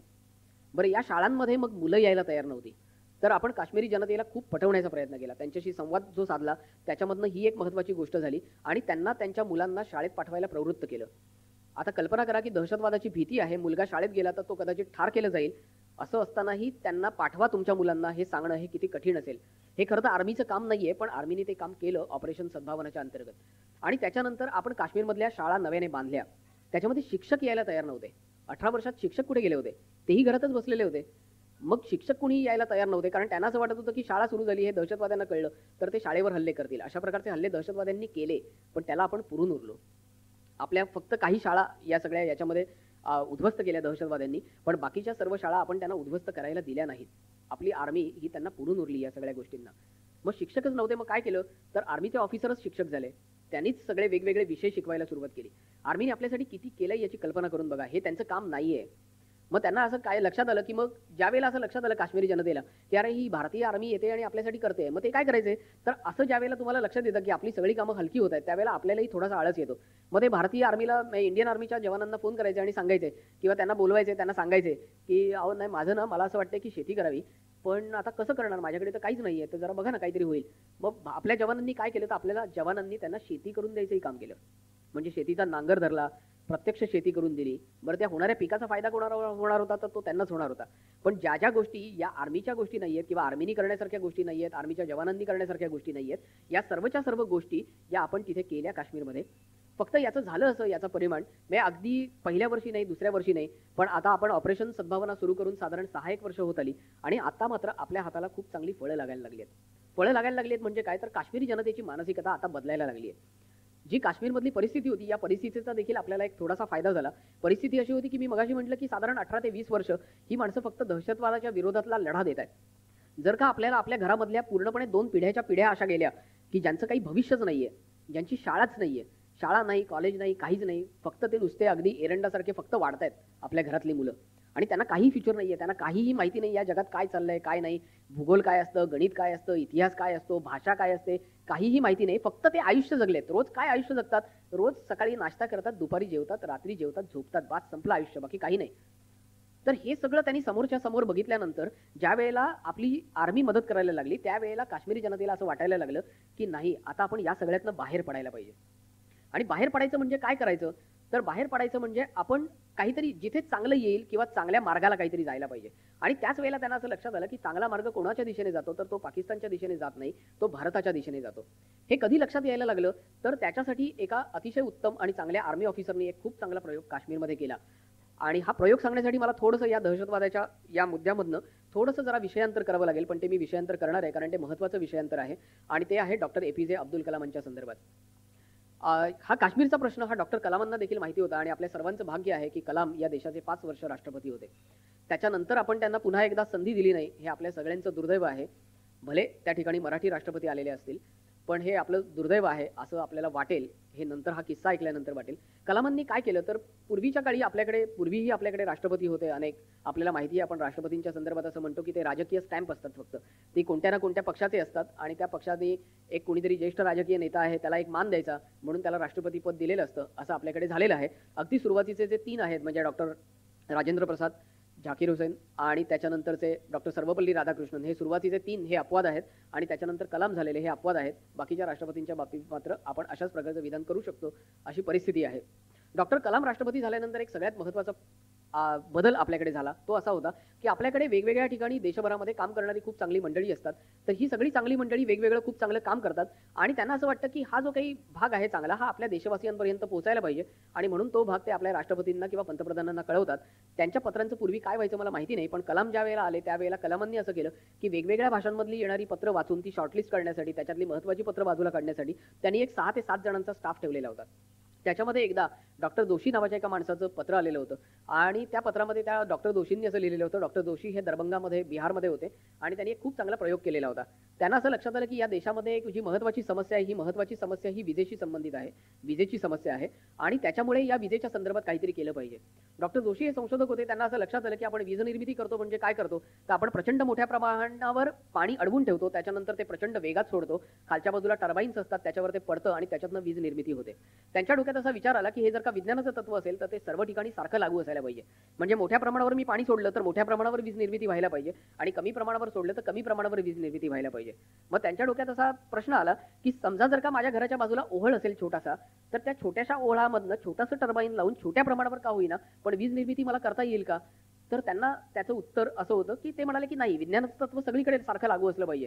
आणि म्हणून त्यांनी प्रयोग करून बघितला आणि त्यांना असं लक्षात आलं की हो, त्या छोट्याशा ओहळामधनं देखील छोट्या प्रमाणावर का होईना पण वीज निर्मिती करता येते. आणि म्हणून मग त्यांनी तो तसा प्रयोग केला आणि त्याच्यानंतर त्यांना असं वाटलं, त्याला त्यांनी नाव दिलं मायक्रो मिनी हायड्रल प्रोजेक्ट. आणि त्याच्यानंतर हा जो प्रोजेक्ट होता तो त्यांनी कलामांकडे पाठवला. कलामांकडे पाठवल्यानंतर कलामांनी तो सगळा तपासून बघितला. त्यांनी एक ज्येष्ठ संशोधक जे आहेत पी चिदंबरम, त्यांना तिथे पाठवलं, त्यांच्याकडनं तपासणी केली आणि तो प्रयोग सक्सेसफुल आहे, तो विज्ञानाच्या सर्व कसोट्यांवर उतरणारा आहे हे लक्षात आल्यानंतर त्यांनी कलामांनी असं सांगितलं की नाही, हा प्रयोग आता भारतामध्ये ज्या ठिकाणी गरज आहे त्या ठिकाणी राबवायला पाहिजे. आणि मग त्यांना असं लक्षात आलं की काश्मीरमध्ये अशी परिस्थिती आहे की जिथे आपण वीज निर्मिती करून ती अनेक ठिकाणी पोहोचवू शकत नाही, पण काश्मीरमध्ये हिमालयातनं येणारे झरे आहेत, ओहळ आहेत, खूप मोठ्या प्रमाणावर नद्या आहेत. तर मोठ्या प्रमाणावरच्या नद्या जरी आपल्याला वापरता येत नसल्या तरी कदाचित ते ओहळ, आपल्या घराच्या बाजूनी जाणारे झरे यांचा वापर करून काश्मीरी जनतेला वीज देता येऊ शकेल. आणि म्हणून कलामांनी पहिले प्रयत्न इंडियन आर्मीला बोलवून तिथे करायला सांगितले. ज्यावेळेला मी गेलो होतो तिथे त्यावेळेला 2004 साली तिथे उरी सेक्टरमध्ये पहिल्यांदा अशा प्रकारचा मायक्रो मिनी हायड्रल प्रोजेक्टचा प्रकार सुरू होता. आणि जर का तुम्ही आता मोठा आणि महत्त्वाचा बदल आहे वीज येणं. वीज आल्यामुळे काय झालं तर त्याचा खूप फरक आपल्याला झाला. त्यावेळेला आपल्याकडे ब्रिगेडियर हसन नावाचे एक अधिकारी होते. हे जरी मुस्लिम असले तरी ते प्रखर राष्ट्रभक्त होते आणि त्यांच्या डोक्यात असं आलं की त्यावेळेला तिथे टीव्ही होता. तर या टीव्हीवर काय दिसायचं, तर या टीव्हीवर पाक चॅनल्स दिसायचे, म्हणजे PTV दिसायचं. तुम्ही PTV कधीही अजून मुंबईमध्ये काही ठिकाणी आपल्याला दिसतो, आपण जरी बंदी घातलेली असली तरी. ते जर का कधी लावून बघितलं तर तुम्हाला असं लक्षात येईल की ते सगळं उर्दूमध्ये चालू असतं. त्यातले 3 शब्द मात्र आपल्याला 100% कळतात: पाकिस्तान, हिंदुस्तान, काश्मीर, पाकिस्तान, हिंदुस्तान, काश्मीर. तुम्ही कधीही कोणत्याही क्षणी तुम्ही 24 तासामध्ये हा टीव्ही लावून बघा, तुम्हाला असं लक्षात येईल की याच सगळ्या गोष्टी तिथे चालू असतात. पूर्वी काश्मीरी जनता जी बघायची टीव्ही त्यावर देखील त्यांना फक्त हेच दिसायचं आणि हाच प्रचार सारखा त्यांच्या डोक्यात चालू असल्यामुळे त्यांना असं वाटायचं की या देशामध्ये, या जगामध्ये सगळ्यात मोठा आणि महत्त्वाचा प्रश्न कोणता आहे, तर तो आहे हिंदुस्तान, पाकिस्तान, काश्मीर. ब्रिगेडियर हसननी काय केलं तर ब्रिगेडियर हसनच्या असं डोक्यात आलं की जो डिश टीव्ही आज आपल्याकडे दिसतो तो डिश टीव्ही 2004 मध्ये ब्रिगेडियर हसननी काश्मीरमध्ये नेला. त्यांना असं लक्षात आलं की इथे आपल्याला वीज नेणं फार कठीण आहे. केबलची सोय करणं, केबल टीव्हीची सोय करणं तर त्याहूनही कठीण आहे, कारण रस्ते नाही आहेत, प्रचंड मोठे पहाड आहेत. तर आपल्याला सॅटेलाइट टेक्नॉलॉजीचा वापर करता येईल आणि डिश टीव्हीचा वापर करून आपल्याला कदाचित भारतातली चॅनल्स ही आपल्याला काश्मीरमध्ये दाखवता येतील. आणि त्यांनी काश्मीरमध्ये पहिल्यांदा टीव्ही नेला आणि काश्मीरच्या गावागावांमध्ये टीव्ही दाखवायला सुरुवात केली. याचा फरक असा झाला की तिथे साधारण सुरुवातीच्या काळात 18 चॅनल्स दिसायची काश्मीरमध्ये. त्याच्यामध्ये झी टीव्ही होतं, स्टार टीव्ही होतं. आणि मग त्या चॅनल्सवरनं ती बघता बघता त्यांना असं लक्षात आलं काश्मीरी जनतेला की पाकिस्तानच्या टीव्हीवर काय दिसतं, हिंदुस्तान, पाकिस्तान, काश्मीर. पण भारतातल्या टीव्हीवर काय दिसतं, तर हा देश खूप अजब लोकांचा वेगळा देश आहे. इथे काहीतरी वेगळं वेगळं वेगळं वेगळं सतत चालू असतं. मग त्याच्यामध्ये कधीतरी एक कुणीतरी लांब मिशा असलेला माणूस त्या मिशा ट्रकला जोडून ट्रक खेचत असतो, एक कुणीतरी माणूस प्रचंड मोठ्या प्रमाणावर नखं वाढवतो, त्याचं काहीतरी एक चालू असतं, एक कोणता तरी हसी के गुलगुले नावाचा कार्यक्रम चालू असतो, एका बाजूला कुठेतरी वेगवेगळ्या प्रकारच्या सिरियल्स चालू असतात. बरं, यांच्याकडे श्रीमंतीही खूप आहे, कारण या सगळ्या बायका एकदम छानपैकी नटून थटून स्वयंपाकघरामध्ये एकदम छानपैकी जेवण करत असतात. रोजचा स्वयंपाक कसा करतात भारतातल्या बायका, तर मस्तपैकी नटून थटून एकदम दागिने बिगिने घालून छानपैकी स्वयंपाक करतात. प्रचंड श्रीमंती आहे या देशामध्ये. यातला विनोदाचा भाग जरी आपण थोडासा बाहेर केला, बाजूला केला, तरी एक महत्वाची गोष्ट या निमित्ताने झाली, ती म्हणजे काश्मीरी जनतेला हे असं लक्षात आलं की भारत नावाचा जो देश आहे याच्यामध्ये एकाच वेळेला खूप वेगवेगळ्या गोष्टी चालू असतात. पाकिस्तानसारखं नाहीये. या देशाच्या दृष्टीने काश्मीर हा एकच प्रश्न नाहीये, तर यांच्या समोर काहीतरी 2020 नावाचं एक विजन आहे. या देशाला या जगाची महासत्ता व्हायचंय. काहीतरी खूप वेगळं या देशामध्ये होत असतं. खूप वेगवेगळ्या प्रकारची माणसं राहतात आणि एका समृद्ध भारताचं चित्र हे काश्मीरी जनतेच्या समोर उभं राहिलं. आणि याचा फरक असा झाला की त्याच वेळेला काश्मीरी जनतेला त्या सगळ्या दहशतवादातनं बाहेर पडावं असं सारखं वाटत होतं आणि दुसऱ्या बाजूला त्यांच्यासमोर समृद्ध भारताचं चित्र होतं. आणि त्यांना असं वाटलं की नाही, आता आपला प्रवास कुठे व्हायला पाहिजे, तर तो या समृद्ध भारताच्या दिशेने व्हायला पाहिजे असं त्यांना वाटलं. आणि म्हणून त्यांनी सगळ्यात पहिल्यांदा काय केलं, तर त्यांनी दहशतवाद्यांना मदत करणं थांबवलं. ही आपल्यासाठीची सगळ्यात मोठी आणि महत्वाची गोष्ट होती की जी एवढ्या वर्षांमध्ये आपल्याला शक्य झालेली नव्हती. हे आपल्याला ऑपरेशन सद्भावनामुळे शक्य झालं, ज्याच्यामुळे आपण काश्मीरी जनतेशी संवाद साधला. आणि हे झालं, हे आपल्याला केव्हा लक्षात आलं की आपल्या ऑपरेशन सद्भावनाला आता फळं यायला लागली आहेत, तर त्याच्यासाठीचं एक महत्वाचं ऑपरेशन झालं. त्या ऑपरेशनचं नाव होतं ऑपरेशन सुंबोली. काय झालं या ऑपरेशन सुंबोली, तर हे ऑपरेशन सुंबोली जे झालं ते साधारण 16,500 फूट उंचीवर सुंबोली नावाचं एक गाव आहे. या गावी जर का आपल्याला जायचं असेल तर मोटरेबल रोडनी आपण एका ठिकाणी गेल्यानंतर आपल्याला तिकडनं एका हिमालयाच्या कड्याच्या बाजूनी एका बाजूला एका वेळेला एकच पाय ठेवता येईल अशा पद्धतीने फक्त असं सरकत सरकत सरकत सरकत तब्बल 6 तास गेल्यानंतर, चढत गेल्यानंतर आपण या ऑपरेशन सुंबोलीच्या ठिकाणी पोहोचतो. ज्यावेळेला मी तिथे जवळच्या एका पोस्टवर गेलो होतो त्यावेळेला मला असं लक्षात आलं की ऑपरेशन सुंबोलीला हे ऑपरेशन सुरू होत आहे आणि तिथे काही दहशतवादी 11 दहशतवादी एका घरामध्ये येऊन लपून बसलेले होते. आणि हे लक्षात आल्यानंतर आर्मीने ऑपरेशन सुरू केलं होतं. हे ज्यावेळेला कळलं त्यावेळेला मी या सगळ्या मार्गाने प्रवास करत करत सुंबोलीला पोहोचलो. त्यावेळेला असं लक्षात आलं, मिळालेली माहिती अशी होती की तिथे शफी नावाचा एक माणूस होता, त्याच्या घरामध्ये दहशतवादी पोहोचलेले होते पहाटेच्या वेळेस आणि ते आता त्याच्या घरामध्येच होते ज्यावेळेला मी तिथे पोहोचलेलो होतो त्यावेळेला. आणि काय होतं, तर काश्मीरमधली रचना अशी आहे की तुम्ही हिमालय पार करून येता, म्हणजे जे दहशतवादी येतात ते हिमालय पार करून येतात आणि काश्मीरमधली अनेक गावं जी आहेत ती हिमालयाच्या कडेवरच वसलेली आहेत. त्याच्यामुळे तिथे घरांची रचना अशी असते की वरच्या बाजूला मुख्य घर असतं, खालच्या बाजूला स्वयंपाकघर असतं. तर हे सर्वच्या सर्व जे दहशतवादी होते, हे दहशतवादी माफ करा, मी मगाशी 11 असा आकडा सांगितला, मला वाटतं ते 9 दहशतवादी होते एकूण. तर हे सर्व 9च्या 9 दहशतवादी हे त्या शफीच्या घरामध्ये पहाटेच्या वेळेस घुसले होते. ते घुसल्यानंतर त्यांना यायला 3.5 दिवस लागलेले होते. खाल्लेलं नव्हतं आणि कितीही आपण बदाम खाल्ले, पिस्ते खाल्ले, तरी शेवटी जेवण नावाची गोष्ट ही जेवणच असते. आणि त्याच्यामुळे त्यांनी शफीच्या घरात गेल्यानंतर पहिल्यांदा जेवणाची मागणी केली. जेवणाची मागणी केल्यानंतर त्यांनी शफीला सांगितलं की आम्हाला जेवण हवंय. आणि शफी म्हणाला की ठीक आहे. तो काहीतरी गेला बाजूला, बायकोच्या कानात काहीतरी त्यांनी सांगितलं आणि त्याच्यानंतर शफी धावत धावत खालच्या बाजूला गेला. एक साधारण 10 मिनिटांनी शफीची बायको तिकडनं तिच्या मुलाला घेऊन निघाली. त्यावेळेला दहशतवाद्यांनी तिला अडवलं आणि तिला विचारलं, तू कुठे चाललीस? तर ती म्हणाली की तुम्हीच सांगितलं की तुम्हाला जेवण पाहिजे आणि त्याच्यासाठी मी जेवण करायला खाली स्वयंपाकघरात चालले. ते म्हणाले की पण तो शफी गेला की मगाशी? ती म्हणाली की तो गेला बरोबर आहे, तो तयारी करायला गेलाय, त्याला जेवण नाही करता येत. मग ते दहशतवादी पुन्हा एकमेकांशी बोलले आणि त्याच्यानंतर थोड्या वेळाने तिला जा म्हणून सांगितलं. ती तिच्या मुलाला घेऊन खालच्या बाजूला गेली. शफी जो खालती गेला होता तो खालती नव्हता गेला, तर तो धावत धावत जवळच्या आर्मी पोस्ट जवळ गेला होता आणि त्या आर्मी पोस्टवर जाऊन शफीने जाऊन सांगितलं की अशा अशा प्रकारे दहशतवादी आलेले आहेत आणि ते त्याच्या घरात घुसलेले आहेत. बरं, शफी का गेला? तर शफी गेला त्याच्या मागे एक छोटासा इतिहास आहे. तो इतिहास असा आहे की हे जे सुंबोली नावाचं गाव होतं हे साधारण एक 36 घरांचं गाव आहे आणि हे असंच डोंगर उतारावर बसलेलं आहे. जसं पूर्वी काश्मीरी जनतेला असं वाटायचं की नाही, पाकिस्तान हे मुस्लिम राष्ट्र आहे आणि त्याच्यामुळे आपणही मुस्लिम आहोत, त्यामुळे आपण पाकिस्तानात जायला पाहिजे किंवा पाकिस्तान आपला आहे, तसंच शफीच्या गावकऱ्यांना देखील वाटायचं. आणि म्हणून शफीच्या गावकऱ्यांनी काय केलं, तर त्यांनी एके दिवशी असं ठरवलं की आपण इकडनं उठायचं आणि आपण तिथे जायचं, त्या पाकिस्तानामध्ये जायचं आणि मग काय आपण आपल्याच देशात असणार असं त्यांना वाटलं होतं. आणि म्हणून 84 साली एके दिवशी हे सर्वच्या सर्व गाव उठलं आणि पलीकडे सीमा पार करून ते पाकिस्तानात गेलं. ते ज्यावेळेला पाकिस्तानात गेलं त्यावेळेला त्यांना लक्षात आलं की त्यांनी किती मोठी घोडचूक केलेली आहे, कारण त्यांच्या बायका मुलांवर अनन्वित असे अत्याचार झाले आणि त्या पाकिस्तानी आर्मीच्या अत्याचाराखालीच त्यांना वावरावं लागलं, कारण त्यांनी हे जरी मुस्लिम असले तरी हे भारतीय आहेत असं म्हणून त्यांची छळवणूक करायला सुरुवात केलेली होती. 6 महिने त्यांनी ती सगळी छळवणूक सहन केली आणि त्याच्यानंतर ही सगळी जी मंडळी आहेत त्यातले बरेचसे सगळे मेंढपाळ होते.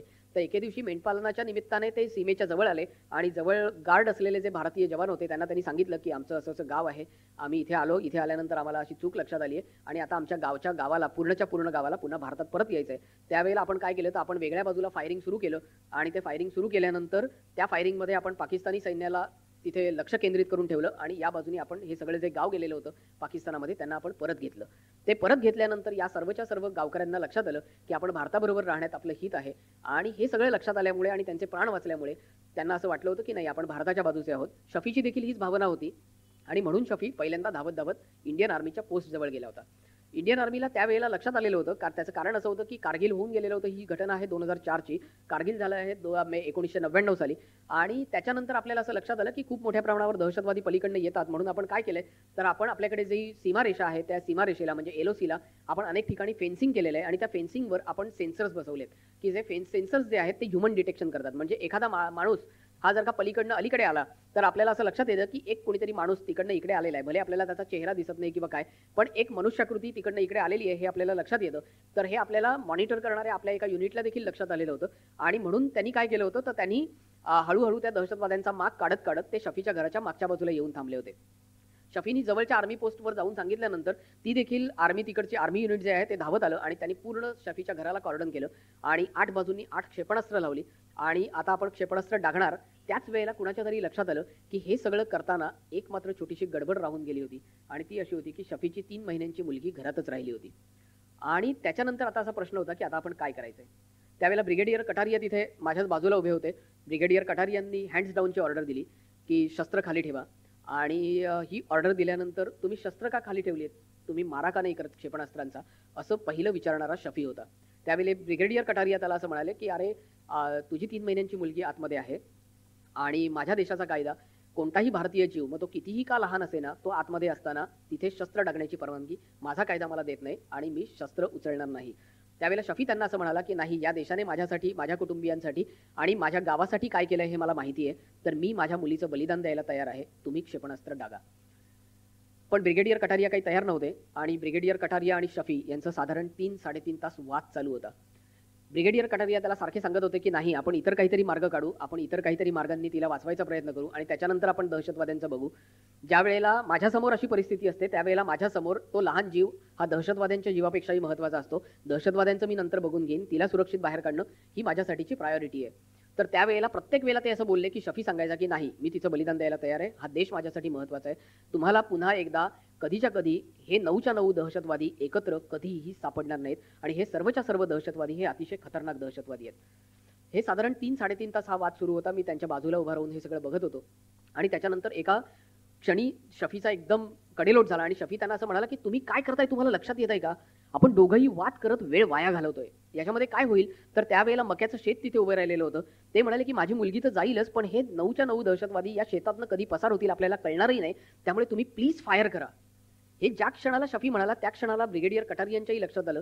त्यांनी कंट्रोल रूमशी संपर्क साधला, आर्मी युनिटशी संपर्क साधला आणि त्याच्यानंतर तिकडनं ऑर्डर्स घेतल्या आणि त्याच्यानंतर पुन्हा एकदा आपली क्षेपणास्त्र ही उभी राहिली. शफीच्या घराच्या दिशेने सर्व क्षेपणास्त्र तैनात झाली आणि त्याच्यानंतर ब्रिगेडियर कटारियांनी फायर अशी ऑर्डर दिली आणि 8 क्षेपणास्त्र एकाच वेळेला शफीच्या घराच्या दिशेने झेपावली. दुसऱ्या मिनिटाला, दुसऱ्या क्षणाला शफीचं घर खालच्या खाली कोसळलं. 9 दहशतवादी जे होते तेही ठार झाले आणि शफीची 3 महिन्यांची मुलगी ही या आपल्या देशासाठी शहीद झालेली होती. ज्या क्षणाला हे सगळं झालं त्या क्षणाला 8च्या 8 क्षेपणास्त्र फायर करणारी जे जवान होते ते ढसाढसा रडत होते. ब्रिगेडियर कटारिया ढसाढसा रडत होते आणि शफी आणि त्याची बायको नैकवी हे दोघंही खाली कोसळलेले होते.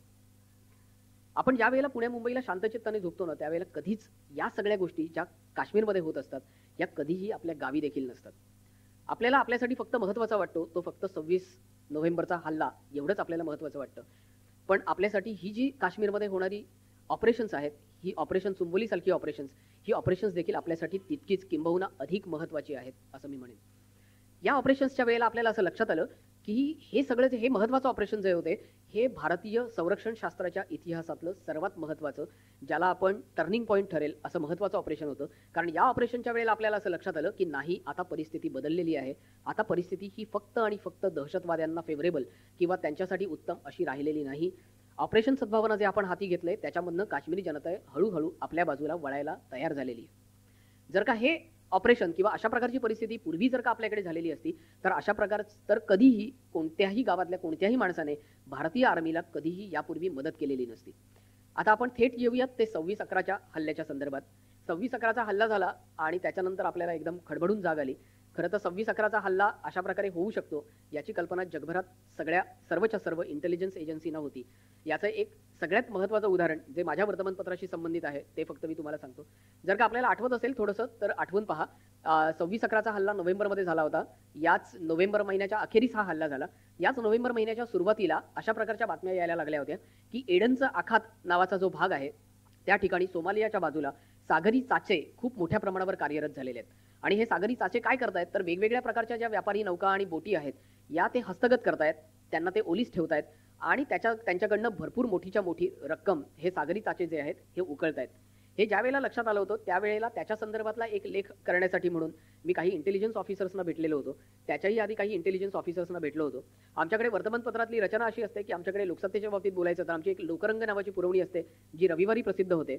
आणि ही जी रविवारी प्रसिद्ध होणारी जी लोकरंग पुरवणी आहे ही संपूर्ण महाराष्ट्रभर वितरित व्हावी लागते. आणि त्याच्यासाठी आम्ही ती पेजेस जी असतात पानं ती लावून आम्ही ती बुधवारी प्रिंटिंगला सोडतो. ही आमची जी काही पुरवणी आहे ही बुधवारी प्रिंटिंगला जाते आणि त्याच्यानंतर आम्ही प्रत्यक्ष ती आपल्याला जी मिळते ती रविवारी मिळते. हे सगळं सांगण्याचं कारण असं आहे की या म्हणजे 26/11च्या हल्ल्यानंतरची जी लोकरंग पुरवणी होती त्याच्यामध्ये माझाच या सागरी चाच्यांच्या संदर्भातला एक लेख प्रसिद्ध झालेला होता. हा आपण पाहू शकता. त्यामध्ये एक वाक्य असं आहे की जगातला पुढचा दहशतवादी हल्ला हा सागरी मार्गाने होईल अशी सर्व इंटेलिजन्स एजन्सीची खात्री आहे असं ते वाक्य होतं. हे वाक्य मी लिहिलं होतं 22 तारखेला. ते प्रिंटिंगला गेलेलं होतं 25 तारखेला आणि हल्ल्यानंतरची पुरवणी आलेली होती 28 तारखेला. जर हे मला कळू शकतं आणि मला जर का इंटेलिजन्स एजन्सीजकडनं ही माहिती मिळू शकते तर मग आपण म्हणजे एक देश, आपण एक संरक्षण विषयक व्यवस्था म्हणून आपण काय करत होतो असा प्रश्न आपल्याला निश्चित रूपाने पडायला पाहिजे. हा प्रश्न अगदी बरोबर आहे. याच्यानंतरचा म्हणजे ज्या रविवारी ती पुरवणी प्रसिद्ध झाली त्याच रविवारचा लोकसत्ता तुम्ही काढून बघितलात तर त्याच्या पान 1 वर आम्ही बातमी प्रसिद्ध केलेली आहे. या बातमीमध्ये आम्ही कधीही म्हणजे आतापर्यंत कधीही कोणताही संरक्षण विषयक वार्ताहर हा त्याच्या संदर्भातलं रिपोर्टिंग करताना इंटेलिजन्सचे कोड्स देत नाही. कारण हे इंटेलिजन्सचे कोड्स जे असतात हे आपल्या देशाच्यासाठी खूप महत्त्वाचे असतात. त्याचं कारण हे कोड्स जर का दहशतवाद्यांना कळले तर त्याचा गैरवापर होऊ शकतो आणि आपल्या देशाची संरक्षण व्यवस्था त्यांच्या हातात जाऊ शकते. म्हणून हे प्रसिद्ध करत नाही. परंतु त्या लोकसत्तेमध्ये आम्ही इंटेलिजन्स विषयक कोड्स प्रसिद्ध केलेले होते. त्याचं कारण त्यावेळेला आपल्याकडे वाद सुरू होता आणि राज्य शासन जबाबदारी झटकत होतं. अशा प्रकारची कोणतीही इंटेलिजन्स गॅदरिंग किंवा कोणतीही इंटेलिजन्स इन्फॉर्मेशन आमच्याकडे आलेली नव्हती असं म्हटलेलं होतं. ही बातमी काय होती तर या बातमीमध्ये आम्ही असं म्हटलेलं होतं की साधारण ज्या वेळेला हे सगळे दहशतवादी 2 दिवसापूर्वी कराचीच्या आधीच्या एका बंदरामधनं निघाले त्यावेळेला आपल्या इंटेलिजन्स एजन्सीजकडे ही माहिती होती. ते कराचीला आले, ते कराचीला थांबले त्याचीही आपल्याकडे माहिती होती. या सगळ्या संदर्भातली खातरजमा करण्यासाठी आपल्याकडे एक अनमॅन्ड एरियल व्हेइकल नावाची एक सोय आहे. म्हणजे जे एकदम छोट्या आकाराचं विमान असतं, म्हणजे अगदी फक्त एवढ्याच आकाराचं विमान असतं छोटंसं, जे आपल्याला कदाचित खेळण्यातलं विमान वाटू शकतं. त्याला अनमॅन्ड एरियल व्हेइकल UAV असं म्हणतात. हे UAV आपण पाकिस्तानात पाठवलेलं होतं. ते कराची बंदराच्या परिसरामध्ये जाऊन आलं आणि आपण खातरजमा केली की त्याच्यामध्ये 10 दहशतवादी आहेत त्या बोटीमध्ये आणि त्याची खातरजमा करून ते परत आलं आणि त्याच्या संदर्भातले कोड्स आपल्याकडे रॉ आणि IBनी सर्वत्र देशभरामध्ये सर्वांना पाठवलेले होते. हे एवढं सगळं झाल्यानंतर देखील आपल्याला या दहशतवादी हल्ल्याला सामोरं जावं लागलं. त्याच्यामध्ये कोस्टगार्डची आणखी एक खूप मोठी आणि महत्त्वाची अशी चूक होती. त्याचं कारण सागरी मार्गांचं संरक्षण करणं याची दुहेरी जबाबदारी ही भारतीय नौदल आणि कोस्टगार्ड यांच्याकडे होती. ही जी इंटेलिजन्स गॅदरिंग होती, हे जे इंटेलिजन्स कोड्स होते हे आपल्याकडे आल्यानंतर काय केलं तर आपण आपल्याकडची गस्त थोडीशी कडक केली. पण आपण एक खूप महत्त्वाची चूक केली. जे अधिकारी कोस्टगार्डला कुबेर या बोटीवर गेले होते, आपल्याला माहिती आहे की कसाब आणि त्याच्या सगळ्या बाकीच्या सगळ्या दहशतवाद्यांचा प्रवास हा कुबेर नावाच्या बोटीमधनं झाला होता. आणि या कुबेर बोटीवर आपले कोस्टगार्डचे 2 अधिकारी गेलेले होते आणि ते तिथे गेले. त्यांनी त्यांच्याकडनं तपासणी केली. पण आपण त्यांची तपासणी कशाची केली तर आपण फक्त त्यांची कागदपत्र तपासली आणि आपल्याला त्या कागदपत्रांवरनं त्यांना खात्री पटली की हे कुबेर या बोटीवरचेच ही सगळी मंडळी आहेत आणि त्याच्यानंतर त्यांनी त्यांना सोडून दिलं. खरं तर काय करणं आवश्यक होतं तर त्यांनी त्या कुबेर बोटीची छाननी करणं आवश्यक होतं. ती छाननी त्यांनी केली असती तर त्याच वेळेला त्यांना पूर्ण मोठा शस्त्रसाठा हा त्याच वेळेला हातात लागला असता आणि 26/11चा हल्ला हा टाळला जाऊ शकला असता. पण ते आपण केलं नाही. बरं, ते आपण केलं नाही ते नाही, पण आपल्याकडे आपली संरक्षण व्यवस्था जी राज्य शासनाची असायला पाहिजे ती देखील आपल्याकडे अतिशय व्यवस्थित अशी नव्हती. आज देखील मी या व्याख्यानाला आलोय. हे सगळं व्याख्यान चालू असताना पण आपल्याकडे ज्या नवीन बोटी आपण घेतलेल्या आहेत संरक्षण व्यवस्थेसाठी 26/11 नंतरच्या त्याच्यामधल्या 8 पैकी 7 बंद पडलेले आहेत. म्हणजे आजची ही अवस्था आहे. तर आपण नंतर काय करणार आहोत मला माहित नाही, परंतु ही आजची अवस्था आहे. 26/11च्या हल्ल्याच्या वेळेला खूप गोष्टी आपल्याला लक्षात यायला पाहिजे होत्या. म्हणजे एकतर इंटेलिजन्स फेल्युअर हे तर आपल्याकडचं होतंच आणि इंटेलिजन्स फेल्युअर हे सगळ्यात जास्त महत्त्वाचं असतं. संरक्षण शास्त्राचे धडे देताना आम्हाला सगळ्यांना असं सांगितलं जातं की संरक्षण शास्त्रामध्ये सगळ्यात जास्त महत्त्व कशाला आहे, तर त्याच्यामध्ये एक फ्रेज आहे, एक प्रोव्हर्ब आहे. ते असं सांगतं की शस्त्र हे तुम्हाला शस्त्रांनी तुम्हाला युद्ध जिंकता येत नाही.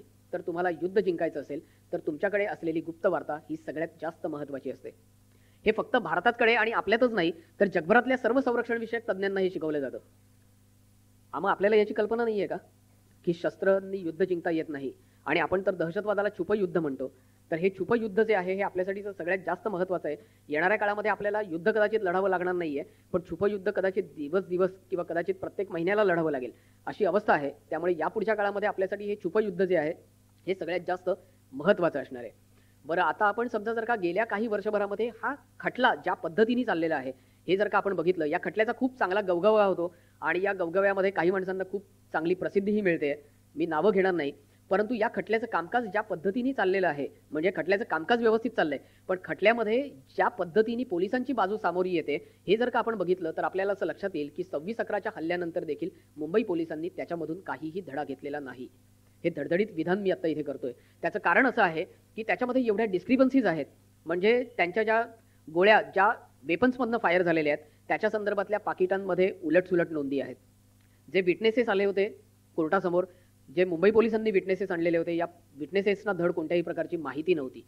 एवढ्या गोष्टी याच्यामधनं झालेल्या आहेत की इंटेलिजन्स फेल्युअर जे पोलिसांचं झालं त्याच्यानंतर इन्फॉर्मेशन फेल्युअर जे आहे हे आपल्याला या खटल्याच्या नंतरच्या सगळ्या याच्यामध्ये आपल्याला लक्षात येत आहे. खटला अतिशय व्यवस्थित पद्धतीने चालू आहे, पण मुंबई पोलिसांची बाजू त्याच्यामध्ये ज्या पद्धतीने येते, म्हणजे जर का तुम्ही त्याच्या संदर्भातलं वार्तांकन हे जर का व्यवस्थित वाचत असाल तर असं लक्षात येईल की त्याच्यामध्ये अनेक ठिकाणी न्यायालयाने कानउघडणी केलेली आहे मुंबई पोलिसांची आणि असं त्यांना सांगितलंय की बघा तुम्ही काय पद्धतीने काम करायला पाहिजे आणि तुम्ही काय पद्धतीने करताय. एवढा ढिसाळपणा तुम्ही एवढ्या मोठ्या खटल्यामध्ये कसं काय करू शकता. बरं, त्यावेळेला मुंबई पोलिसांनी असं उत्तर दिलेलं होतं की हा खटला एवढा मोठा आहे आणि याच्यामध्ये एवढी गुंतागुंत आहे की त्याच्यामुळे अशा प्रकारची ह्युमन एरर होऊ शकते.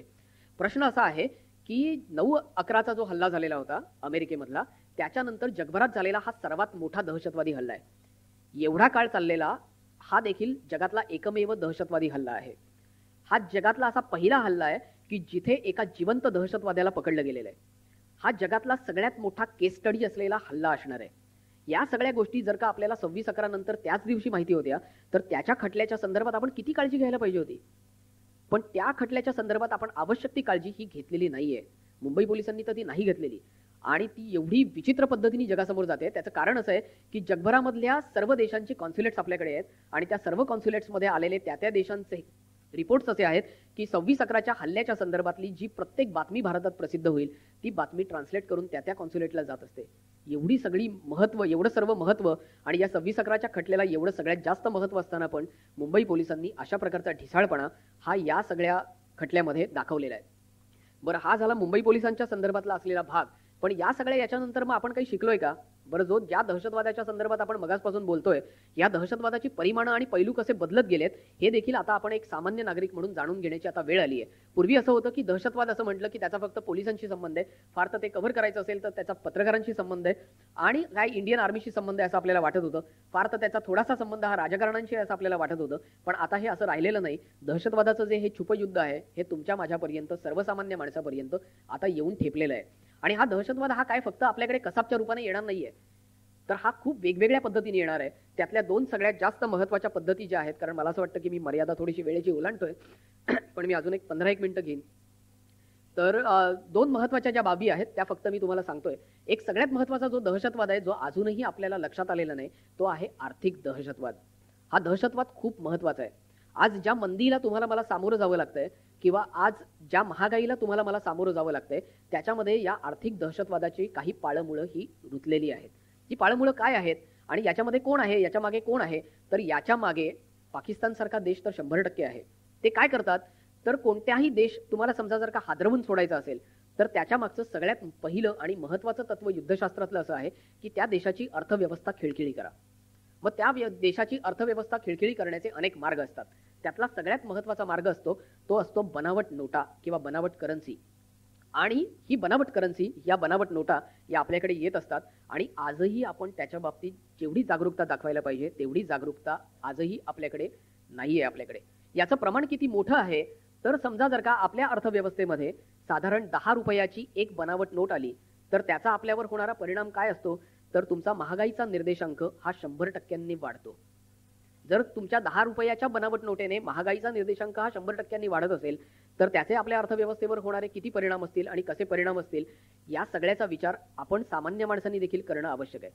आपल्यापैकी किती जणांना आपल्याकडच्या नोटा ओळखता येतात हा खूप मोठा आणि महत्त्वाचा प्रश्न आहे. आपण जर का बँकेत गेलो तर रिझर्व्ह बँकेने साधारण एक वर्षभरापूर्वी एक महत्त्वाची अधिसूचना जारी केलेली आहे आणि ती आपण बँकेच्या काउंटरवर जातो तर त्या काउंटरवर लिहिलेली असते की नोट कशी ओळखावी. किती जण आपल्यापैकी आपल्या खिशात असलेल्या नोटा या रोज बघतात नवीन आलेल्या आणि ओळखतात. त्या आपण ओळखणं आणि त्या आपण लक्षात आणून देणं पोलिसांच्या हे सगळ्यात जास्त महत्त्वाचं आहे. आपल्याकडे आर्थिक गुन्हेगारीशी संबंधित फक्त एक पोलिसांचं एक युनिट आहे. ते युनिट आहे इकॉनॉमिक ऑफेन्सेस विंग असं त्याचं नाव आहे, म्हणजे आर्थिक गुन्हे प्रकटीकरण शाखा. या आर्थिक गुन्हे प्रकटीकरण शाखेमध्ये आज ज्या गुन्हे किंवा ज्या केसेस सोडवल्या जातात या केसेस कशाच्या संदर्भातल्या असतात तर कुणीतरी कोणाचा तरी फ्रॉड केलेला असतो, कुणीतरी कोणाचे तरी पैसे थकवलेले असतात, कुणाचे तरी शेअरचे पैसे हे केलेले असतात. पण याच्यामध्ये सगळ्यात जास्त केसेस कसल्या नोंदल्या गेल्या पाहिजेत तुम्ही जर का मला विचाराल तर माझं उत्तर असं असेल की या बनावट नोटांच्या संदर्भातल्या केसेस ज्या आहेत याच्यामध्ये सगळ्यात जास्त टॉप प्रायोरिटीनी आपण हाताळल्या पाहिजेत. त्या सगळ्यात जास्त टॉप प्रायोरिटीनी आपण लक्षात आणून दिल्या पाहिजेत. पण जर का हे आपण कधी लक्षात आणून देऊ शकतो तर ज्या वेळेला आपल्याकडे आर्थिक जाणीव जागृती असेल त्यावेळेला या सगळ्या गोष्टी आपल्याला कळतील. म्हणजे खरं तर माझं असं म्हणणं आहे की आपण शाळांमध्ये जाऊन लहान मुलांचे कार्यक्रम घेतले पाहिजेत की त्यांना नोट ओळखता आली पाहिजे, कारण ते नंतरचे नागरिक आहेत, ते महत्त्वाचे नागरिक आहेत. आपण आपल्यासाठी म्हणून आपल्या शाळांमध्ये, आपल्या कॉलेजेसमध्ये, आपल्या कुठे आपण कार्यालयांमध्ये असू तर तिथे देखील आपण जी आर्थिक जाणकार माणसं आहेत त्यांची व्याख्यानं ठेवली पाहिजेत की नोट कशी ओळखायची. कारण ही जी नोट आहे बनावट नोट आपल्याकडे येणारी ही आर्थिक दहशतवाद नंतर माजवणार आहे याची आपल्याला आज कल्पना नाहीये. पण येणाऱ्या काळात आपल्याला सगळ्यात मोठा जो धोका असणार आहे या छुप्या दहशतवादाचा त्याच्यातला सगळ्यात मोठा धोका हा आपल्याला आर्थिक दहशतवादाचा असणार आहे ज्याची आपल्याला आज सुतरामही फारशी कल्पना दिसत नाहीये. म्हणजे ती पोलिसांनाही नाहीये, ती इंटेलिजन्स एजन्सीजच्या पातळीवर, रॉच्या पातळीवर आहे, आयबीच्या पातळीवर आहे, मुंबई पोलिसांच्या पातळीवर थोडीशी आहे, सामान्य माणसाच्या पातळीवर बिलकुल नाहीये, 0%. ही आर्थिक दहशतवाद जो आहे याच्यातला हा आर्थिक दहशतवादाचा मुद्दा हा आपल्यासाठी सगळ्यात जास्त महत्त्वाचा असणार आहे. आणखीन एक छुपं युद्ध मगासपासून मी म्हणतोय तर याला आमच्याकडे संरक्षण शास्त्रामध्ये काय म्हणतात तर याला आमच्याकडे संरक्षण शास्त्रामध्ये लो कॉम्बॅट ऑपरेशन्स असं म्हणतात किंवा त्याला आम्ही लिको म्हणतो, लो इंटेन्सिटी कॉम्बॅट ऑपरेशन्स किंवा वॉरफेअर. ही अशी छुपं युद्ध जी आहेत ही आपल्याला लढावी लागणार आहेत. म्हणजे 26/11चा हल्ला हा काय होता तर 26/11चा हल्ला हा लो इंटेन्सिटी कॉम्बॅट ऑपरेशन होतं आपल्यासाठीचं. या अशा हल्ल्यामध्ये आपण कसं वागलं पाहिजे आणि मीडियानी कसं वागलं पाहिजे हे देखील खूप महत्त्वाचं आहे.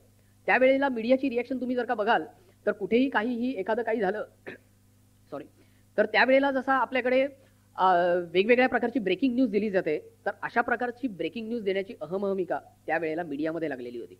खरं तर मीडियानी कशा पद्धतीने वागलं पाहिजे तर ज्या वेळेला अशा प्रकारचा एखादा दहशतवादी हल्ला होतो त्यावेळेला त्या हल्ल्यापासून किती मीटर अंतरावर राहावं आणि मीडियानी वार्तांकन करावं याच्या संदर्भातली काही नियम आहेत हे त्यावेळेला आपण सगळे गुंडाळून ठेवलेले होते आणि आपल्यापैकी प्रत्येक कॅमेरामनला, प्रत्येक वार्ताहराला त्या स्पॉटच्या अधिकाधिक जवळ जायचं होतं. या सगळ्याचा परिणाम काय होत होता तर आपल्याला याची कल्पना नव्हती किंवा आपल्याला कल्पना आल्यानंतर देखील आपण काही केलं नाही. म्हणजे पहिल्या 6 तासांमध्ये आपल्याला याची पहिली कल्पना आलेली होती की जे दहशतवादी आहेत आतमध्ये घुसलेले हे सर्वच्या सर्व सॅटेलाइट फोनच्या माध्यमातून त्यांचे जे म्होरके आहेत पाकिस्तानातले त्यांच्याशी संपर्क साधून आहेत. परंतु हे सगळं लक्षात आल्यानंतर याचा अर्थ काय होतो, जसा टीव्ही तुमच्याकडे दिसतो तसा त्यांच्याहीकडे दिसतो. तर ते त्यांना वेगवेगळ्या प्रकारचे ऑपरेशन्सचे जे काही कमांड्स होते ते कमांड्स सांगत होते आणि त्या कमांड्स आपल्याकडे नोंदलेल्या आहेत. त्याच्या 37 कॅसेट्स आपल्याकडे उपलब्ध आहेत आणि आत्ता आपल्याला हे कळतंय. तर हे सगळं कळल्यानंतर पण आपण काही करतोय का? त्यावेळेला आपण काय केलं तर त्यावेळेला आपण असं केलं की ते सगळं झाल्यानंतर म्हणजे तो जो काही सगळा हल्ला होता तो सगळा सुरू असताना आपण लाईव्ह टेलिकास्ट त्याचं दाखवत होतो, जसं एखादं सेलिब्रेशन दाखवावं त्याप्रमाणे. आणि त्याच्यानंतर तिसऱ्या दिवशी अखेरीस काय करावं लागलं तर तिसऱ्या दिवशी आपल्याला आठवत असेल तर नरिमन हाऊसवरचा हल्ला हा शेवटचा हल्ला झालेला होता. तर या नरिमन हाऊसच्या हल्ल्याच्या वेळेला आपण काय केलं तर आपल्याला मिनिस्ट्रीला असं करावं लागलं की सकाळी 9:15 वाजल्यापासून ते 9:45 वाजेपर्यंत प्रक्षेपण थांबवावं लागलं. त्याचं कारण त्यावेळेला काय होत होतं, तर त्यावेळेला प्रत्येक टीव्ही चॅनल दाखवत होतं सकाळी 6 वाजल्यापासून सुरुवात झालेली होती की वायुदलाचं हेलिकॉप्टर आलेलं आहे आणि सगळे सैनिक एक एक एक एक करत खाली उतरतायत. आणि त्याच्यामुळे त्यांना कळत होतं, त्यांना तिकडनं भोरके त्यांचे सांगत होते की अशा अशा प्रकारचं ऑपरेशन चालू आहे, त्यामुळे तुम्ही अमुक मजल्यावरनं अमुक मजल्यावर जा, तुम्ही अशा प्रकारे कारवाई करा. त्याच्यानंतर आपण काय केलं, तर आपण सर्व चॅनल्सना आपल्याकडे INB मिनिस्ट्रीनी बोलवली, त्यांच्या सिनियर्सना बोलवलं, सगळ्यांना तंबी दिली आणि 9:30 वाजल्यापासून 9:15 वाजल्यापासून ते 9:45 वाजेपर्यंत फक्त एकच दृश्य सारखं चालू होतं. त्याचं कारण सगळ्यांचे सिग्नल्स आपण बंद केलेले होते आणि त्या काळामध्ये आपण सगळ्यात महत्त्वाचं ऑपरेशन पार पाडलं आणि सर्वच्या सर्व दहशतवाद्यांचा खात्मा केला. पण मला असं वाटतं की या सगळ्या गोष्टींनंतर मीडियाने ही गोष्ट लक्षात घ्यायला पाहिजे की दहशतवादी ऑपरेशन्स होत असताना आणि मीडियाला देखील ट्रेनिंग देण्याची आता गरज आहे की जे संरक्षण विषयक ट्रेनिंग असेल की अशा प्रकारचे हल्ले जर का असतील तर अशा प्रकारच्या हल्ल्यामध्ये काय स्वरूपाचं वर्तन हे मीडियाचं असलं पाहिजे. त्याच्यासाठी एक आता आचारसंहिता मीडियानी स्वतः घालून देण्याची गरज आहे. ती जर का घालून नाही घेतली तर भविष्यामध्ये वेळ अशी येईल की मीडियावर सरकारकडनं आचारसंहिता लादली जाईल. मला असं वाटतं की ही जी महत्त्वाची गोष्ट आहे ही आपण लक्षात घेतली पाहिजे. आणखीन एक छुपा दहशतवादाचा प्रकार आहे, ज्या दहशतवादाच्या प्रकाराला आपल्याला सर्वांना सामोरं जावं लागतंय, पण त्याची आपल्या सर्वांना किती कल्पना आहे मला माहिती नाही. त्याला आम्ही आमच्याकडे संरक्षण शास्त्रामध्ये सायऑप्स असं म्हणतो, म्हणजे सायकोलॉजिकल ऑपरेशन्स असं म्हणतो. ही सायकोलॉजिकल ऑपरेशन्स काय असतात, तर काही वर्षांपूर्वी समजा जर का वर्तमानपत्रामध्ये आलेला एक फोटो आपल्याला आठवत असेल तर तो फोटो असा होता की अरुणाचल प्रदेशामध्ये 9 ते 10 महिला एकत्र आलेल्या होत्या. त्या विवस्त्रावस्थेतल्या होत्या आणि अशी एक बातमी सगळीकडे आलेली होती. त्या महिलांनी एक मोठंच्या मोठं एक कापडी फलक घेतलेला होता आणि त्यांनी इंडियन आर्मीचा निषेध केलेला होता. ती घटना कशाच्या संदर्भातली होती, तर ती थोडीशी आठवत असेल आपल्याला तर लक्षात येईल की त्यावेळेला एका महिलेवर, अरुणाचली महिलेवर बलात्कार झाला होता आणि तो इंडियन आर्मीच्या एका ऑफिसरकडनं झालेला होता अशी बातमी आलेली होती आणि त्या घटनेचा निषेध त्या महिलांनी विवस्त्र होऊन केलेलं होतं. हे काय होतं, तर माझ्यासाठी हे एक सायकोलॉजिकल ऑपरेशन होतं, चीनने घडवून आणलेलं. आपल्याला आपले शत्रू कोण आहेत हे भविष्यामध्ये आपल्याला कळावं लागणार आहे. आपल्याला असं वाटतंय की फक्त पाकिस्तान हा एकच आपला शत्रू असणार आहे. भविष्यातला सगळ्यात मोठा धोका हा आपल्याला चीनकडनं असणार आहे. चीनने केलेलं हे एक सायकोलॉजिकल ऑपरेशन होतं. वस्तुतः ही घटना खरोखर घडलेली होती का, तर नव्हती. ती महिला कुठे आहे आज, माहिती आहे आपल्याला? नाही माहिती. ती महिला कोण होती, माहिती आहे आपल्याला? नाही माहिती. मग हे सगळं काय होतं, तर हे चीनने घडवून आणलेलं होतं.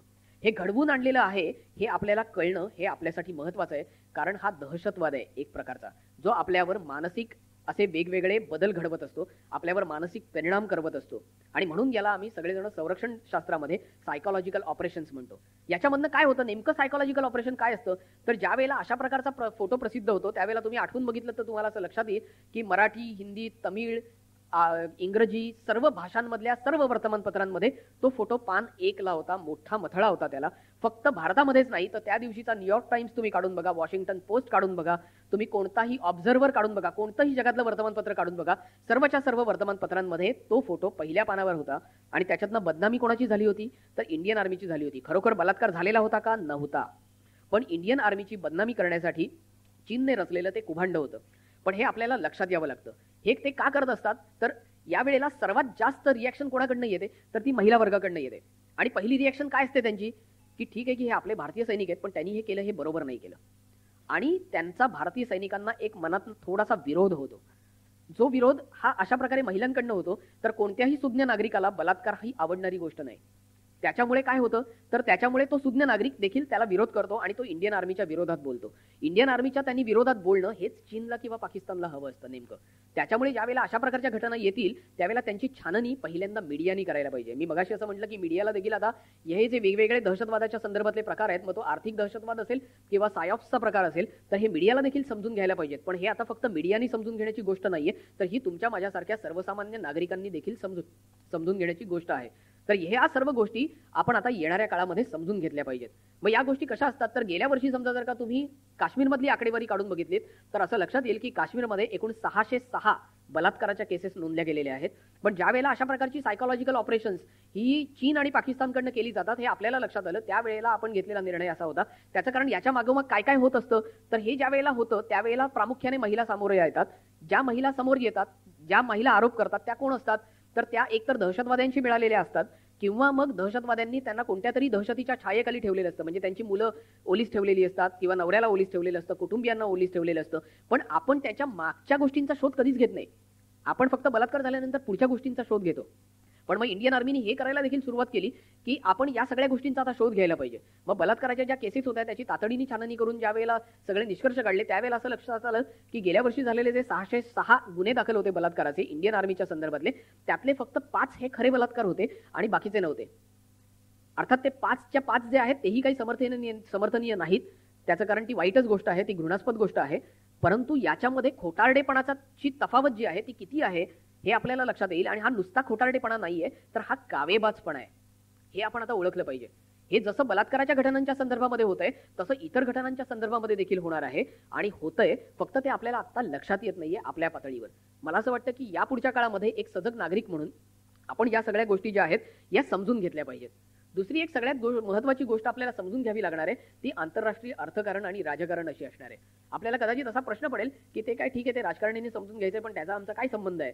तर आपल्याला गेल्या काही दिवसांमध्ये ज्या काही बातम्या समोर येत आहेत त्याच्यामध्ये आपल्याला असं लक्षात येतंय 26/11च्या संदर्भामध्ये हेडली नावाचा एक माणूस आहे, त्यांनी काहीतरी याच्यामध्ये एक खूप महत्वाचा रोल निभावलेला आहे असं सगळं आपल्या समोर आलंय. ज्या वेळेला या घटनेनंतर एक साधारण 2 आठवड्यांनी लोकसत्ताने एक पहिली बातमी अशी प्रसिद्ध केली होती की हा जो 26/11चा हल्ला झालेला होता हा मुळात हल्ला हा नरिमन हाऊसवरचा हल्ला होता. त्यावेळेला कुणीही त्याच्यावर फारसा विश्वास ठेवलेला नव्हता. पण आज हेडलीचं जे स्टेटमेंट येत आहे त्या स्टेटमेंटमध्ये त्यांनी असं म्हटलंय की आम्हाला मुख्यत्वाने हल्ला कशावर करायचा होता तर तो नरिमन हाऊसवर करायचा होता आणि ताज आणि ओबेरॉय हे आम्ही लक्ष विचलित करण्यासाठी वापरलेली महत्वाची अशी केंद्र होती असं हेडलीनी म्हटलंय. नरिमन हाऊसवर का हल्ला करायचा होता त्याचं कारण हा इस्रायलशी असलेला संबंध आहे. गेल्या काही वर्षांमध्ये जो दहशतवाद मुळात 2 ठिकाणी पोचला गेलाय त्यातलं एक ठिकाण काश्मीर हे आहे, तसंच दुसरं ठिकाण इस्रायल हे आहे. म्हणजे इस्रायलनी तो पुसलेला नाही, पण दहशतवाद जो आहे तो सगळा इस्रायलच्या विरोधात आहे. इस्रायलनी त्यांना सगळ्यात जास्त विरोध केलेला आहे आणि दहशतवाद कापून काढण्याचं काम जे आहे ते इस्रायलनी केलेलं आहे. इस्रायलची जी एक महत्वाची संस्था आहे इस्रायलमधली, जी इस्रायलची गुप्तचर यंत्रणा आहे, त्यांचं नाव आहे मोसाद. या मोसादनी हे सगळ्यात महत्वाचं काम केलेलं आहे की जिथे जिथे दहशतवादी जातील तिथे तिथे त्यांची जी सगळी यंत्रणा आणि त्यांचं नेटवर्क उभं राहते हे सर्वच्या सर्व नेटवर्क कापून काढायचं काम त्यांनी केलंय. आणि दहशतवाद्यांना अशी शंका होती की हे जे सगळं नेटवर्क आहे, इस्रायल आता जे आहे ते अमेरिकेच्या सोबत आहे किंवा अमेरिका इस्रायलच्या सोबत आहे आणि एका बाजूला भारत आहे आणि इस्रायल, भारत आणि अमेरिका असा एक त्रिकोण तयार व्हायला लागलाय आणि हा दहशतवाद्यांसाठी घातक असा त्रिकोण असणार आहे. त्यावेळेला त्यांनी असं ठरवलं की आपण हा जो त्रिकोण आहे हा महत्वाचा त्रिकोण कापून काढला पाहिजे आणि म्हणून 26/11चा जो हल्ला होता हा झाला होता. आणि त्याच्यासाठीचं जे प्रमुख टार्गेट होतं ते इस्रायल हे होतं.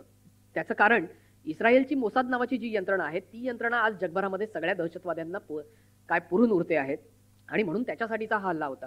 तर हे जे आंतरराष्ट्रीय अर्थकारण आणि आंतरराष्ट्रीय राजकारण आहे हे राजकारण आता आंतरराष्ट्रीय स्तरावर खूप मोठ्या प्रमाणावर बदलतंय. बरं, फक्त आता असं आहे का तर पाकिस्तानातली परिस्थिती देखील गेल्या वर्षभरामध्ये खूप मोठ्या प्रमाणावर बदललेली आहे. आपण तर आता पाकिस्तानामध्ये दर दिवशी पाकिस्तानात कुठेतरी कधीतरी पेशावरमध्ये झालेला दहशतवादी हल्ला हे आपण बघत असतो, कधीतरी कराचीमध्ये झालेला हल्ला आपण बघत असतो, त्याच्या बातम्या वाचत असतो आणि साधारण दर 2 दिवसांनी एक ह्युमन बॉम्बचा स्फोट पाकिस्तानामध्ये होतो आणि त्याच्यामध्ये ॲव्हरेज 30 ते 32 लोक मारली जातात. ही सर्वच्या सर्व मुस्लिम असतात. आता दहशतवादाची परिमाणं बदलत चालली आहेत. हे फक्त हिंदू विरुद्ध मुस्लिम किंवा ज्यू विरुद्ध मुस्लिम असं हे फक्त राहिलेलं नाहीये. आता आपल्याला लक्षात येईल ते म्हणजे दहशतवादाला धर्म नसतो. जी माणसं पाकिस्तानात मारली जात आहेत ती देखील म्हटलं तर त्यांचीच म्हणजे पाकिस्तानी आहेत आणि पाकिस्तानसाठी आता दहशतवाद हे आता काय खूप अस्तनीतला निखारा बनलेला आहे किंवा येणाऱ्या काळामध्ये पाकिस्तान कदाचित आपल्याला फुटीच्या उंबरठ्यावर असलेलं बघायला मिळेल. पण ज्यावेळेला पाकिस्तान फुटीच्या उंबरठ्यावर आहे असं आपण म्हणतो त्यावेळेला आपल्याकडे काही मंडळी अशी असतात की जी पराकोटीची भारतीयवादी असतात आणि त्यांना असं वाटतं की पाकिस्तानचं फुटणं हे आपल्यासाठी खूप चांगलं असणार आहे आणि त्याच्यानंतर सर्वच्या सर्व पाकिस्तान आपल्याकडे येणार आहे. तर तसं होणार नाही. पाकिस्तान फुटीच्या उंबरठ्यावर असणं ही आपल्यासाठीची सगळ्यात मोठी आणि महत्वाची वॉर्निंग बेल असणार आहे. तर त्याच्यामुळे ती आपल्यासाठी जी वॉर्निंग बेल असणार आहे हे आपण लक्षात घेतलं पाहिजे. पाकिस्तानामध्ये लोकशाही मार्गाने जे सरकार आलेले आहे हे सरकार तिथे राहणं ही आपल्यासाठीची सगळ्यात मोठी आणि महत्वाची बाब असणार आहे. त्यामुळे आता आंतरराष्ट्रीय स्तरावरचे राजकारणही बदलत आहे, आंतरराष्ट्रीय स्तरावरचं जे अर्थकारण आहे ते देखील बदलत आहे आणि आंतरराष्ट्रीय स्तरावर एक मोठ्या प्रमाणावर दहशतवाद्यांचं नेटवर्क या सगळ्या काळामध्ये उभं राहिलंय. मी मगाशी उल्लेख केलेला होता सागरी चाच्यांच्या संदर्भातला. तर आताचं नेटवर्क कसं आहे तर आता समजा जर का तुम्ही नागपूरमध्ये झालेला नक्षलवाद्यांच्या संदर्भातला हल्ला पाहिलात तर तुम्हाला असं लक्षात येईल की त्यांच्याकडे अद्ययावत शस्त्रास्त्र आहेत. AK-47 आहेत. AK-47 आली कुठून? तर ही AK-47 ही दहशतवाद्यांकडून आलेली आहे. आताचं जे नेटवर्क आहे, म्हणजे पूर्वी आपण असं म्हणायचो की आपल्याकडे सगळ्यात मोठा धोका जो आहे हा आपल्याला माहिती आहे की हा इंटरनल सिक्युरिटीज आहे. संरक्षण शास्त्रामध्ये 2 मोठे महत्त्वाचे धोके सांगितले जातात. त्यातला एक असतो एक्सटर्नल धोका, म्हणजे जो बाहेरून येतो, आणि दुसरा असतो इंटरनल धोका, जो इंटरनल सिक्युरिटीचा असतो, जो देशांतर्गत असतो. इंटरनल इन्सिक्युरिटी ही जी आहे ही कुठून येते, तर ही नक्षलवादी हे त्यातले सगळ्यात महत्त्वाचे आहेत. आणि वेगवेगळ्या निमित्ताने वेगवेगळे जी होणारी राजकीय आंदोलनं आहेत, या आंदोलनं करताना देखील आता आपल्याला यापुढे विचार करावा लागणार आहे. कारण कदाचित ते जे दहशतवादी आहेत किंवा ते जे छुपे नक्षलवादी आहेत, हे नक्षलवादी किंवा ही सगळी मंडळी या छुप्या आंदोलनांचा वापर करून एखादी महत्त्वाची घटना घडवू शकतात. हे सगळं आतापर्यंत याच्या संदर्भातले इंटेलिजन्स देखील आता उपलब्ध आहेत. या पुढच्या काळामध्ये राज्य शासनाला काय करावं लागणार आहे, तर एका बाजूला नक्षलवाद्यांवर देखील त्यांना लक्ष केंद्रित करावं लागणार आहे. त्याचं कारण आता हे सगळे जे आहेत, हे सगळं जर का आपल्याला सामान्य माणसाला समजून घ्यायचं असेल, तर त्याच्यासाठीचं एक महत्त्वाचं सूत्र आपल्याला लक्षात ठेवायला लागणार आहे, आणि ते सूत्र असणार आहे फॉलो द मनी. म्हणजे काय आहे, तर तुम्ही जर का पैशाचा सोर्स उगम लक्षात घेतला, तर तुम्हाला कोणाची पाळंमुळं कुठे जातात हे तुम्हाला लक्षात येणार आहे. मग आपल्याला कदाचित 26/11च्या मागे एखादा लोकल हँड आहे की नाही, म्हणजे आज आपण असं छाती ठोकपणे सांगतोय की भारतीय कुणीही याच्यामध्ये इन्व्हॉल्व नाहीये, पण तुम्ही समजा जर का मला विचाराल तर मला आज याची खात्री नाही. लोकल हँड असल्याशिवाय एवढा मोठा हल्ला हा शक्यच होऊ शकत नाही, हे तुम्हाला कोणताही संरक्षण शास्त्रातला विद्यार्थी सांगू शकेल. जर का हे असं आहे, तर मग ती माणसं आपण कधी शोधून काढणार आहोत? मग ती माणसं शोधून काढण्यासाठी आपण हे फॉलो द मनी हे सूत्र वापरलंय का? तर मला असं वाटतं की ते वापरलं गेलंय, पण त्याच्या संदर्भातली माहिती ही आज आपल्या समोर येत नाहीये. काय झालंय, तर जगामध्ये हा सगळा उद्योग जो आहे, दहशतवाद हा जर का मोठा उद्योग आहे असं आपण मानलं, तर याच्यासाठी खूप मोठ्या प्रमाणावर पैसा त्यांना खर्च करावा लागतो. हा पैसा येतो कुठून, तर हा सर्वच्या सर्व पैसा हा स्मगलिंगमधनं येतो आणि हा नार्कोटिक्समधनं येतो, म्हणजे अंमली पदार्थांच्या व्यवसायामधनं येतो. अंमली पदार्थांचं मार्केट खूप मोठं आहे. आणि आता काय झालंय की पूर्वी अंमली पदार्थांचं मार्केट वेगळं होतं, शस्त्रास्त्रांचं मार्केट वेगळं होतं. आता ही दोन्ही मार्केट्स एकत्र झालेली आहेत. या दोन्हीमधले जर का दलालांची यादी आपण काढून बघितली आंतरराष्ट्रीय स्तरावरची आणि देशातली, तर या दोन्ही ठिकाणच्या दलालांची नावं सारखीच आहेत. फॉलो द मनी हे जर का सूत्र आपण वापरलं तर आपल्याला लक्षात येतं की या दोन्ही ठिकाणचे जे दलाल आहेत यांची सूत्र, यांची सर्वच्या सर्व गोष्टी या एकच आहेत, आणि त्यांचं राजकारण्यांशी व्यवस्थित संबंध आणि लागेबांधे आहेत. आणि त्याच्यामुळेच अशी शक्यता आहे की कुठच्यातरी राजकारण्याचा संबंध हा 26/11च्या संदर्भात जर का उघड झाला, तर आपल्याला येणाऱ्या काळामध्ये आश्चर्य वाटून घेण्याचं काही कारण नाही. हे सगळं जे व्यवहार होतात हे आंतरराष्ट्रीय मार्गाने जे होतात, हे समुद्र मार्गाने होतात. आणि हे समुद्र मार्गाने होत असताना चाचे जे आहेत, सागरी चाचे, हे याच्यामध्ये सगळ्यात महत्त्वाची भूमिका बजावतात. मी तुम्हाला मगाशी एक उल्लेख केलेला होता, जो आमच्याकडे प्रसिद्ध झालेल्या एका लेखाच्या संदर्भातला होता. त्याच्यामध्ये तो सागरी चाच्यांच्या संदर्भातला लेख होता, आणि त्याच्यामध्ये वॉर्निंग बेल कशाची दिली होती, तर ती दिलेली होती ती दहशतवादाच्या संदर्भातल्या हल्ल्याची. कारण त्याच वेळेला आपल्याला माहिती होतं की त्यांचं अतिशय उत्तम नेटवर्क आहे. तर त्यांचं नेटवर्क हे आता नक्षलवाद्यांपर्यंत येऊन पोहोचलेलं आहे, आणि हे नेटवर्क याची पाळंमुळं खणून काढणं, त्यांच्याकडे येणारा पैसा येतो कुठून हे शोधून काढणं, हे आपलं यापुढच्या काळातलं सगळ्यात मोठं आपल्याकडचं आव्हान असणार आहे. आणि पुन्हा आपण पैशाच्या जवळ येऊन पोहोचलोय. मी मगाशी असं म्हटलं होतं की यापुढचा भविष्यातला मोठा धोका हा आंतरराष्ट्रीय स्तरावरचा जो आहे तो आर्थिक दहशतवादाचा असणार आहे. एक सगळ्यात महत्त्वाचा शेवटचा भाग मी सांगून इथे फक्त थांबतोय. तो महत्त्वाचा भाग जो आहे तो अमेरिकेच्या संदर्भातला आहे. आपल्याला असं वाटतं की अमेरिका हा आपला मित्र राष्ट्र आहे, तर कधीही कोणी कोणाचं मित्र नसतं आणि कधीही कोणाचं शत्रू नसतं, हे आपण सगळ्यात महत्त्वाचं लक्षात ठेवलं पाहिजे. या सगळ्या घटनेनंतर आता एक सगळ्यात महत्त्वाची गोष्ट काय झाली आहे, तर आंतरराष्ट्रीय स्तरावरचं जे राजकारण जे बदलत आहे ते खूप वेगात बदलत आहे. आता अमेरिकेने काय केलंय, जी गोष्ट आजपर्यंत कुठेही छापून आलेली नाही ती मी आता तुम्हाला सांगतोय. तर अमेरिका हा असा देश आहे की जो भांडवलदारही देश आहे. त्यामुळे तो प्रत्येक गोष्टीचा धंदा करतो आणि त्या धंद्याच्या निमित्ताने त्या देशामध्ये शिरकाव करतो. आता गेल्या काही दिवसांमधल्या किंवा गेल्या काही महिन्यांमधल्या जर का बातम्या आपण वाचून बघितल्या, तर आपल्याला असं लक्षात येईल की या सगळ्या बातम्या या दहशतवाद्यांच्या हातामध्ये अण्वस्त्र पडू नयेत याच्याशी संबंधित आहेत. या ज्या बातम्या आहेत यातल्या बातम्या खऱ्या आहेत, म्हणजे बातमीतला गाभा खरा आहे, पण यातल्या काही बातम्या या हेतूतः जाणीवपूर्वक छापून आणल्या जात आहेत. का छापून आणल्या जात आहेत, की त्याच्यामुळे जगामध्ये अशी एक भीती आणि बागुलबुवा निर्माण व्हावा की येणाऱ्या काळामध्ये जगामध्ये असलेला अण्वस्त्रांचा धोका हा सगळ्यात मोठा असणार आहे. ती खरी गोष्ट आहे, पण त्याच्या भीतीचा बागुलबुवा उभा केल्यानंतर काय होणार आहे, तर प्रत्येक देशाला याच्यापुढे अशी चिंता वाटणार आहे की आपलं काय होणार, आणि मग ही अण्वस्त्र हाती लागू नयेत. मग त्याच्यासाठी काहीतरी तातडीने गेलं पाहिजे.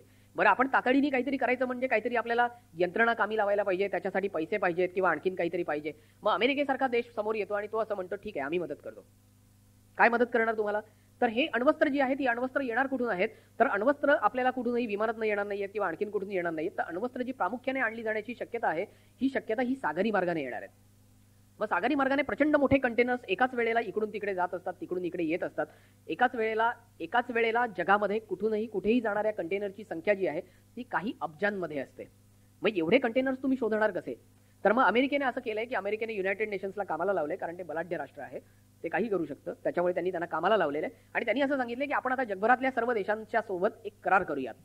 हा करार काय असेल तर आम्ही एक खूप मोठी यंत्रणा निर्माण केलेली आहे की जी यंत्रणा तुम्ही तुमच्या बंदरावर बसवून घ्यायची आहे आणि ती तुम्ही यंत्रणा तुमच्या बंदरावर बसवल्यानंतर त्या यंत्रणेच्या समोरनं प्रत्येक बोटीला जावं लागेल. ती बोट त्या यंत्रणेच्या समोरनं गेल्यानंतर प्रत्येक कंटेनर स्कॅन होईल अशी ती यंत्रणा आहे आणि त्याच्यामध्ये समजा जर का अण्वस्त्र असतील तर आपल्याला लक्षात येईल. बरं, ही खूप मोठी यंत्रणा आणि गुंतागुंतीची आहे. त्याच्यामुळे तुम्हाला ती यंत्रणा हाताळता पूर्णपणे येणार नाही. तर आमचे काही अधिकारी तुमच्या पोर्टवर असतील. म्हणजे काय तर ते अधिकारी तिथे इंटेलिजन्स गॅदरिंगचं काम करतील असा त्याचा दुसरा अर्थ आहे. आपल्याकडे याच्या संदर्भातलं प्रायोगिक तत्वावर ही सिस्टीम आपण त्यांना नाही म्हणू शकत नाही आता, अशी आपली अवस्था आहे.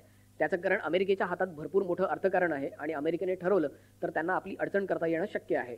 तर त्याच्यामुळे आपण त्यांना थेट नाही म्हणू शकत नाही. म्हणून मग आपण काय केलं तर आपण त्यांना आता आपल्याकडे जवाहरलाल नेहरू पोर्ट ट्रस्ट जे आहे म्हणजे आपल्या बाजूचंच, तर तिथे आपण त्यांना ती यंत्रणा लावायला परवानगी दिलेली आहे. ती यंत्रणा अगदी अलीकडे तिथे बसवलेली आहे आणि त्याची प्रायोगिक स्तरावर चाचणी चालू आहे. पण या निमित्ताने अमेरिका आपल्याकडे देखील शिरकाव करायचा प्रयत्न करते हे देखील आपण समजून घ्यायला पाहिजे. ही यंत्रणा ही फक्त आपल्या संरक्षणासाठीची यंत्रणा नसणार आहे. आणि म्हणून मी असं म्हटलं की मगाशी आपल्याला पूर्वी दहशतवाद हा विषय हा फक्त राजकारण्यांपुरता पोलिसांपुरता एवढा फक्त मर्यादित होता. पण या सगळ्या पुढच्या काळामध्ये हा वेगवेगळ्या अंगांनी वेगवेगळ्या पद्धतीने आपल्यापर्यंत येऊन पोहोचणार आहे. त्यामुळे या पुढच्या काळामध्ये एक सजग नागरिक म्हणून आपण या सगळ्या गोष्टींकडनं व्यवस्थित पाहणं, त्याच्या मागचं फॉलो द मनी हे सूत्र जे आहे हे सूत्र समजून घेणं आणि या सगळ्या गोष्टी समजून आपण सुजाण नागरिक म्हणून आपलं वर्तन असणं हे आपल्यासाठी सगळ्यात जास्त महत्त्वाचं असणार आहे. हे सगळं करत असताना मगासपासून आपण ज्या भारतीय जवानांबद्दल बोलतोय त्यांच्याबद्दल आपण काय करणार आहोत हा एक प्रश्न नेहमी मला पडतो. म्हणजे एवढं सगळं झालं, एवढं सगळं मी बोललो आणि त्याच्यानंतर तुम्ही घरी जाणार, 1-2 दिवस त्या सगळ्याचा इफेक्ट राहणार. तुम्ही म्हणणार की अहो ते विनायक परवाले काय बोलले, जबरदस्त, अरे ग्रेट वगैरे. आणि मग त्याच्यानंतर तुम्हाला ते सैनिकांबद्दल थोडा वेळ काहीतरी वाईट वाटणार आणि त्याच्यानंतर तुम्ही सगळेजण सोडून देणार ते सगळं. तर असं झालेलं मला नकोय हे सांगण्यासाठी मी इथे उभा आहे. मला असं वाटतं की सैनिकांच्यासाठी आपण काहीतरी करायला पाहिजे. काहीतरी करायला पाहिजे असं मी ज्यावेळेला म्हणतो त्यावेळेला लोकांना पहिल्यांदा असं वाटतं की मी पैसे मागायला आलोय. तर माझं असं म्हणणं नाही, माझं असं म्हणणं आहे की पैशांची मागणी तर काय कोणीही पूर्ण करतं.